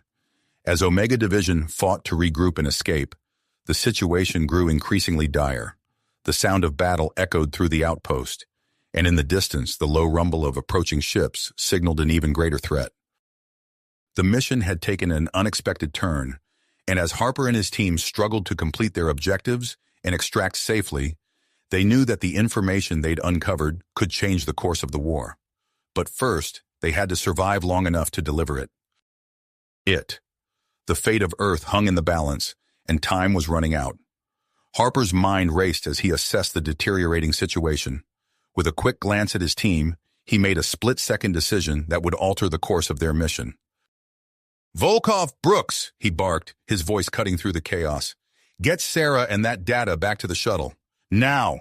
Mendoza, you're with me. We're going to give our friends a distraction they won't forget. Volkov nodded sharply, his unwavering focus reflecting his understanding of the gravity of the situation. Yes, sir. We'll get it done. As Volkov and Brooks swiftly escorted Sarah towards the exit, Harper turned to Mendoza, a grim smile playing on his lips. Ready to dance with some Edosian elites, Sergeant? Mendoza checked his weapon, his enhanced muscles tensing in anticipation. Born ready, Major. The two soldiers moved with inhuman speed and precision, their augmented bodies allowing them to engage the Edosian warriors in close-quarters combat. Harper ducked under a swing from an energy blade, feeling the heat of the weapon as it passed inches from his face. He countered with a devastating uppercut, his enhanced strength sending the Edosian flying backward. Mendoza, meanwhile, had become a whirlwind of destruction. He weaved between two Edosians, using their own momentum against them as he redirected their attacks into each other. The sergeant's laughter echoed through the corridors, a stark contrast to the sounds of battle surrounding them. As Harper and Mendoza held the line, Volkov led Sarah and Brooks through the winding passageways of the outpost. Sarah's eyes glowed with an otherworldly light as she processed the facility's data in real time. Left at the next junction, she said, her voice distant yet urgent. There's a patrol coming from the right. Volkov raised his hand, signaling the team to halt as they approached the corner. The sound of heavy footsteps grew louder, accompanied by the low hum of Edosian energy weapons. Brooks reached for a small canister on his belt, his fingers hovering over the activation switch. As the patrol rounded the corner, Brooks lobbed the canister directly into their midst. It detonated with a soft hiss, releasing a cloud of microscopic nanites. The Edosians collapsed almost instantly, their nervous systems temporarily short-circuited by the non-lethal bioweapon. Clear, Volkov announced, urging the team forward. They pressed on, their progress swift but cautious. As they neared the exit, Sarah suddenly tensed, her eyes wide with alarm. Problem, she said, pointing ahead. Blast door. Heavy security protocols. The team approached the sealed door, its surface gleaming with an alien sheen. Brooks immediately set to work, his fingers flying over his datapad as he attempted to bypass the security systems. Seconds ticked by, feeling like hours as the sounds of battle grew closer. Brooks cursed under his breath, frustration evident in his voice. It's no use. The encryption is like nothing I've ever seen. Sarah stepped forward, her expression resolute. I can do it. Before anyone could object, she placed her hand on the door's control panel. The air around her seemed to shimmer as her consciousness interfaced directly with the Edosian systems. Her eyes rolled back, streams of data reflected in their depths. For a tense moment, nothing happened. Then with a pneumatic hiss, the blast door slid open. Sarah stumbled backward, caught by Volkov's steady hands. Got it, she mumbled, clearly drained by the effort. As they rushed through the open door, the facility rocked with a massive explosion. Harper and Mendoza had detonated the charges in the power core, buying them precious time for their escape. Outside, the stealth shuttle awaited them, its engines already humming to life. Brooks took the controls, his enhanced reflexes allowing him to pilot the craft with unparalleled skill. As they lifted off, the outpost's remaining defenses opened fire. Energy bolts streaked past the shuttle, missing by mere inches as Brooks executed a series of evasive maneuvers. "Harper and Mendoza?" Sarah asked, her voice tinged with concern. As if in answer, two figures burst from the outpost's entrance, sprinting towards the shuttle under heavy fire. Volkov laid down covering fire from the shuttle's open hatch as Harper and Mendoza made a final desperate leap aboard. "Go, go, go!" Harper shouted as he pulled Mendoza to safety. The shuttle's engines roared as Brooks pushed them to full power, climbing rapidly through the moon's thin atmosphere. As they broke into space, a new threat emerged. A squad of Edosian interceptors screamed towards them, weapons primed. "Cloaks damaged," Brooks reported, his voice tense as he pushed the shuttle into a series of wild evasions. "They've got a lock on us." The space around them erupted into a furious dogfight as Earth fighters from the EDF frontier engaged the Edosian interceptors. Energy weapons crisscrossed the void, creating a deadly light show against the backdrop of stars. Through it all, Brooks piloted the shuttle with preternatural skill, weaving through the chaos with millimeter precision. With a final burst of speed, they cleared the combat zone, racing towards the waiting frontier. As soon as they were aboard, Admiral Vance's voice rang out over the ship-wide comm. "All hands, prepare for faster-than-light jump." The stars outside stretched into lines, then vanished altogether as the EDF frontier leapt into FTL, leaving the Edosian system far behind. In the aftermath of their narrow escape, Harper gathered his team in the ship's briefing room. Admiral Vance joined them, her expression a mix of relief and concern. "Well done, Omega Division," she said, her eyes scanning the assembled group. "But I'm afraid our troubles are nowhere near the end. The data you've recovered about Project Ascension, it's more critical than we could have imagined." Harper leaned forward, his enhanced senses picking up on the Admiral's elevated heart rate. "What are we dealing with, ma'am?" Vance activated a holographic display, showing a complex network of Edosian research facilities. "It seems the Edosians have been conducting extensive genetic manipulation experiments. If our initial analysis is correct, they're not just trying to enhance their soldiers, they're trying to evolve their entire species." The implications hung heavy in the air as the team absorbed this information. The war had just taken on a new, more terrifying dimension. "Our next move?" Harper asked, his mind already racing with possibilities. Vance's eyes hardened with dedication. "We find their primary research facility and shut it down. Permanently." As the EDF frontier hurtled through faster-than-light space, Earth's elite soldiers prepared for their most daunting mission yet. The stakes had never been higher, and the fate of humanity now rested squarely on their shoulders. Enhanced soldiers prepared for their most daunting mission yet. The stakes had never been higher, and the fate of humanity now rested squarely on their shoulders. The EDF frontier dropped out of faster-than-light travel with a shudder, the vast expanse of Earth-controlled space materializing around them. Admiral Vance wasted no time, her fingers flying over the command console as she initiated secure communications with Earth's High Command. "This is Admiral Vance of the EDF Frontier. We have critical intel. Repeat, critical intel. Requesting immediate docking clearance at Orbital Station Alpha." The response came swiftly, and the Frontier began its approach to the heavily fortified orbital station looming above Earth. As they drew closer, Harper and his team could see the flurry of activity through the station's viewports, a clear sign that their arrival was eagerly anticipated. The docking procedure complete, Harper led Omega Division off the ship. Sarah Jensen walked beside him, her eyes still carrying the otherworldly glow from her interface with Edosian technology. A team of high-ranking military officials and scientists awaited them, their faces a mix of curiosity and concern. "Major Harper," a stern-faced general greeted them. "We've prepared a specialized medical facility for Ms. Jensen. Dr. Cortez will oversee her transfer." As if on cue, Dr. Elias Cortez stepped forward, his weathered face creased with worry. "Sarah, if you'll come with me, we have a secure research wing where we can better understand and monitor your condition." Sarah nodded, her gaze meeting Harper's for a moment before she followed Dr. Cortez. Harper watched them go, a knot of concern forming in his stomach. "Sir," Volkov's voice cut through Harper's thoughts, "Brooks and I are ready to deliver the extracted data." Harper nodded sharply. "Proceed, Lieutenant. That information needs to be in the hands of our analysts yesterday.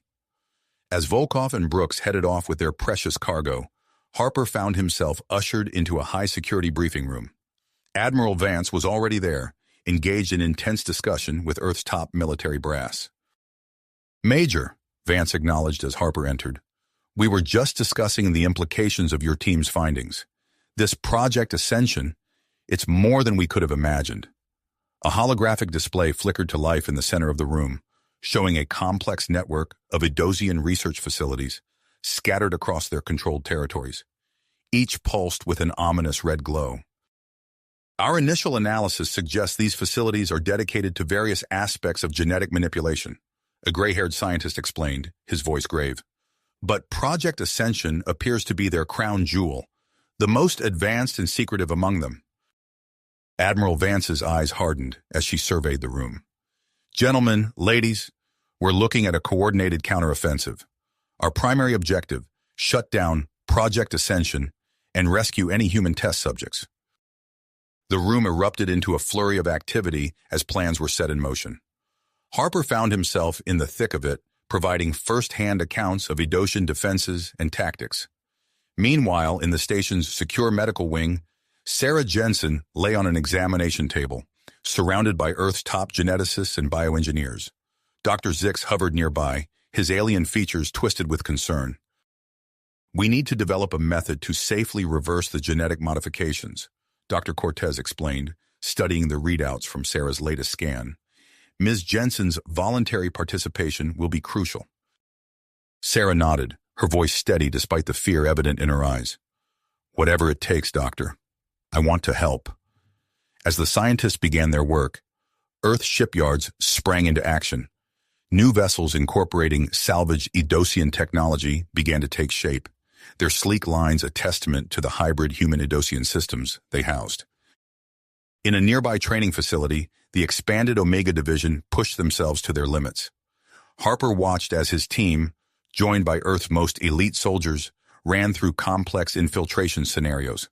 The air crackled with energy as enhanced humans wielded weapons derived from Idosian tech.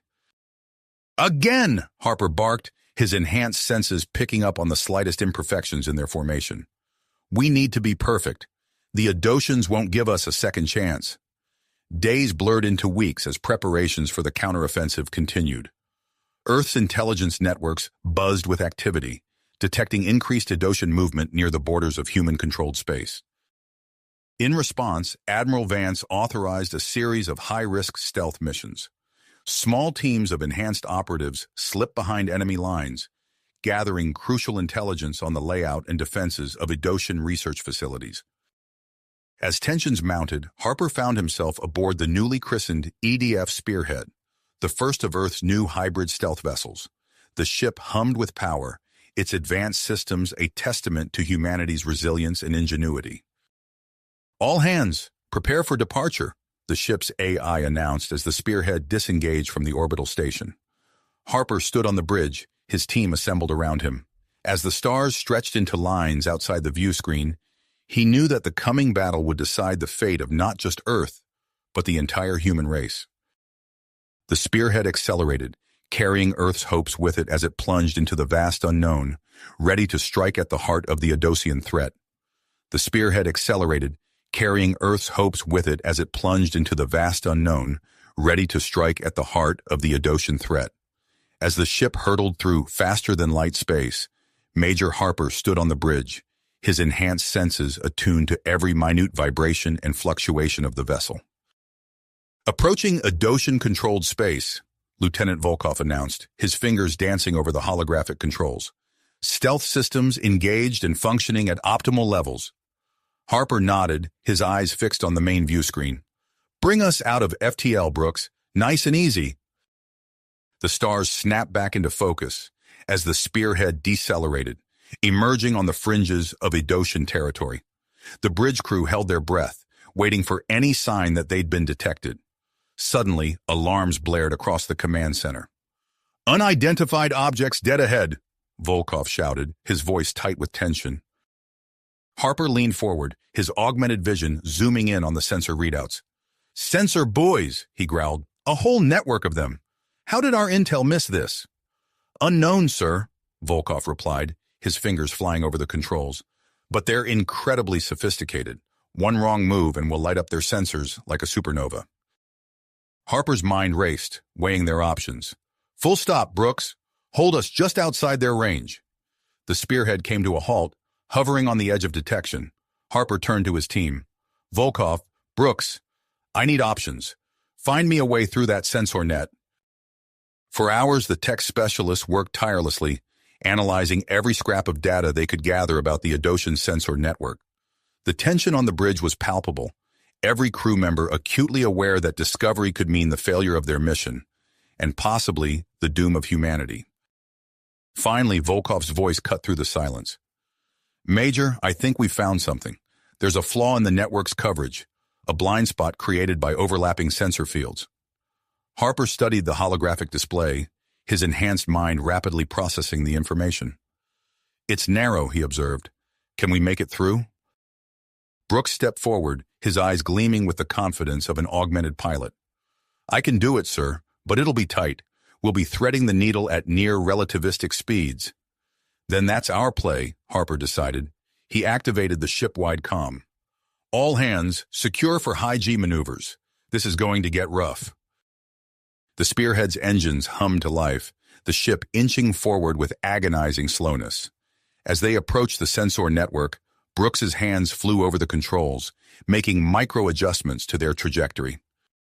Entering the corridor now, Brooks announced, his voice strained with concentration. The ship shuddered as it squeezed through the impossibly narrow gap in the sensor coverage. On the monitor, the buoys loomed terrifyingly close, their detection fields mere meters from the spearhead's hull. For several heart-stopping minutes, the bridge crew held their breath as Brooks navigated the treacherous passage. Then, with a final burst of acceleration, they cleared the network. We're through, Volkov exclaimed, relief evident in his voice. No signs of detection. We did it, sir. Harper allowed himself a moment of satisfaction before refocusing on the mission. Excellent work, both of you. Now, let's find that Adosian research facility. As they penetrated deeper into enemy territory, the spearhead's advanced sensors swept the surrounding space, searching for their target. It wasn't long before they picked up the energy signatures of a heavily fortified installation. That's it, Harper murmured, studying the holographic display of the facility. The heart of Project Ascension. The image revealed layer upon layer of defenses, energy shields, automated turrets, and a small fleet of patrol ships. It was a fortress designed to be impenetrable. Suggestions? Harper asked, turning to his team. Sergeant Mendoza stepped forward, a glint in his eye. Sir, I've been working with the fabrication systems. I think we can create a series of infiltration drones that mimic Adosian communication signatures.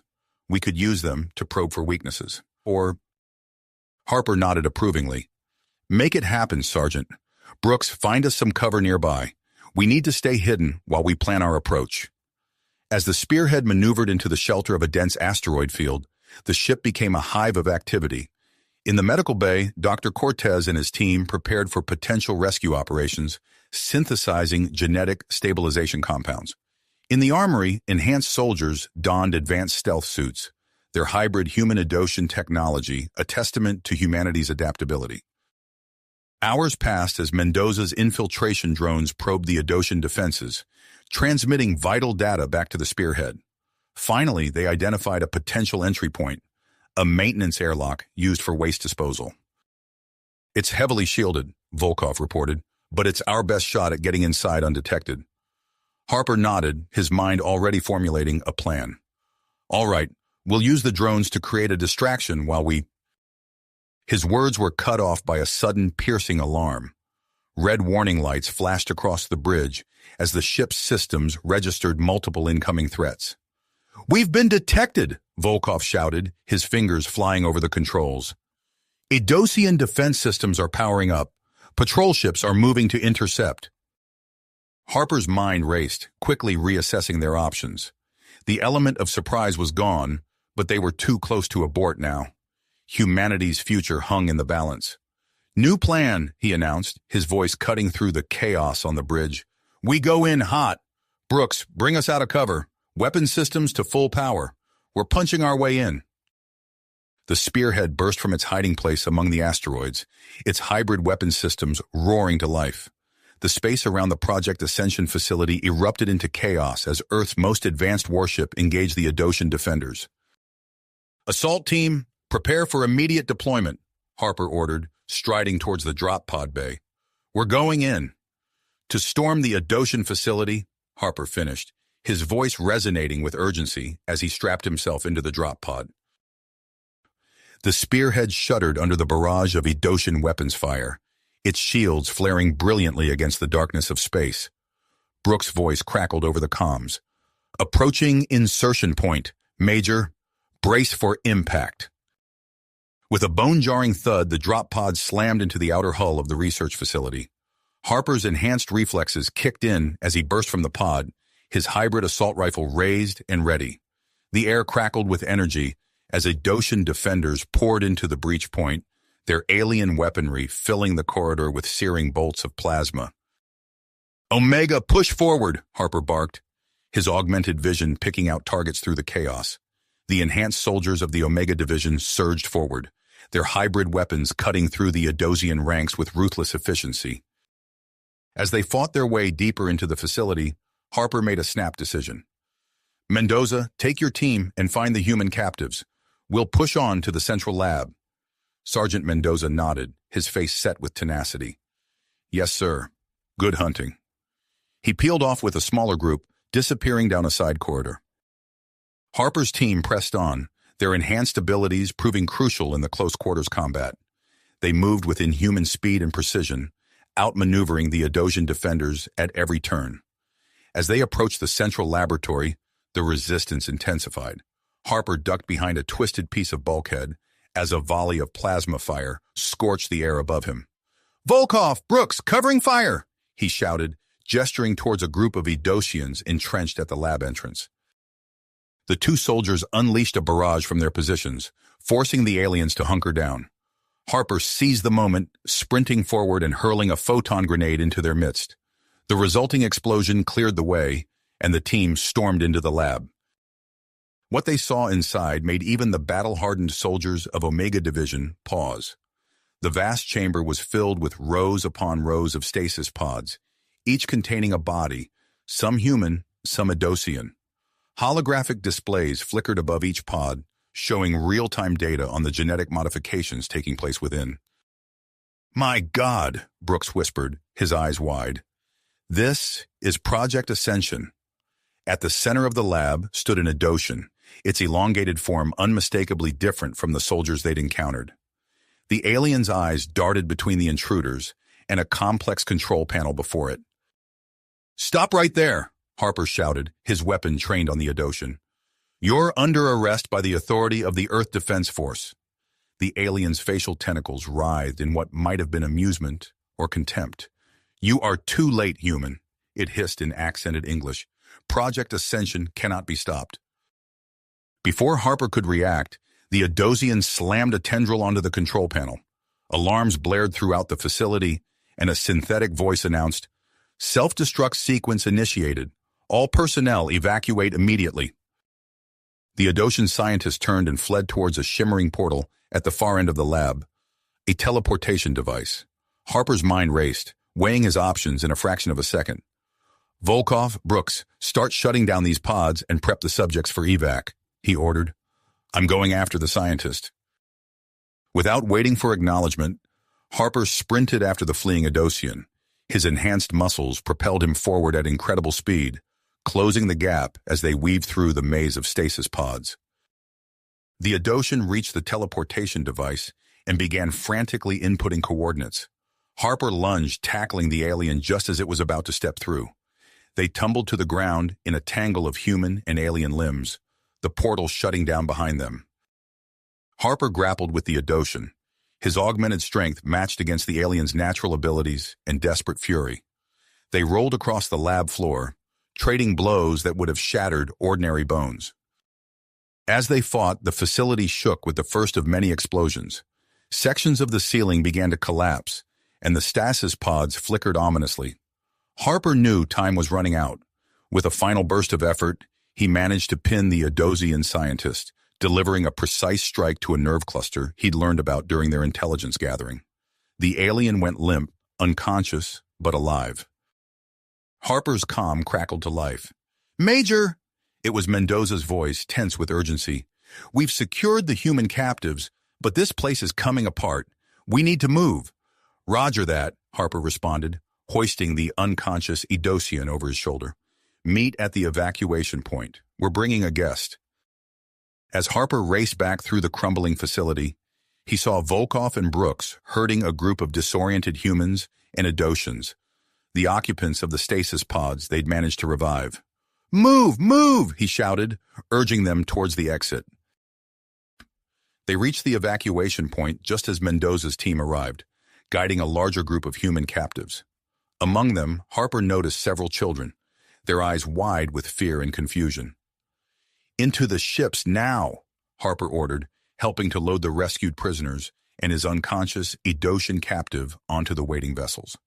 The last of Omega Division piled in just as the facility's superstructure began to give way. The ships launched, streaking away from the doomed research station. Through the viewports, Harper watched as the facility erupted in a massive explosion, the fireball briefly outshining the nearby stars. But their ordeal wasn't over. The comms crackled with urgent reports from the spearhead. Edosian reinforcements had arrived, and the ship was engaged in a desperate battle to cover their escape. Harper gripped the edge of his seat as their small fleet of rescue ships weaved through the chaos of space combat. Energy beams and missiles crisscrossed the void, the spearhead's advanced weapons systems holding the Edosians at bay. "All ships, prepare for faster-than-light jump," the spearhead's AI announced.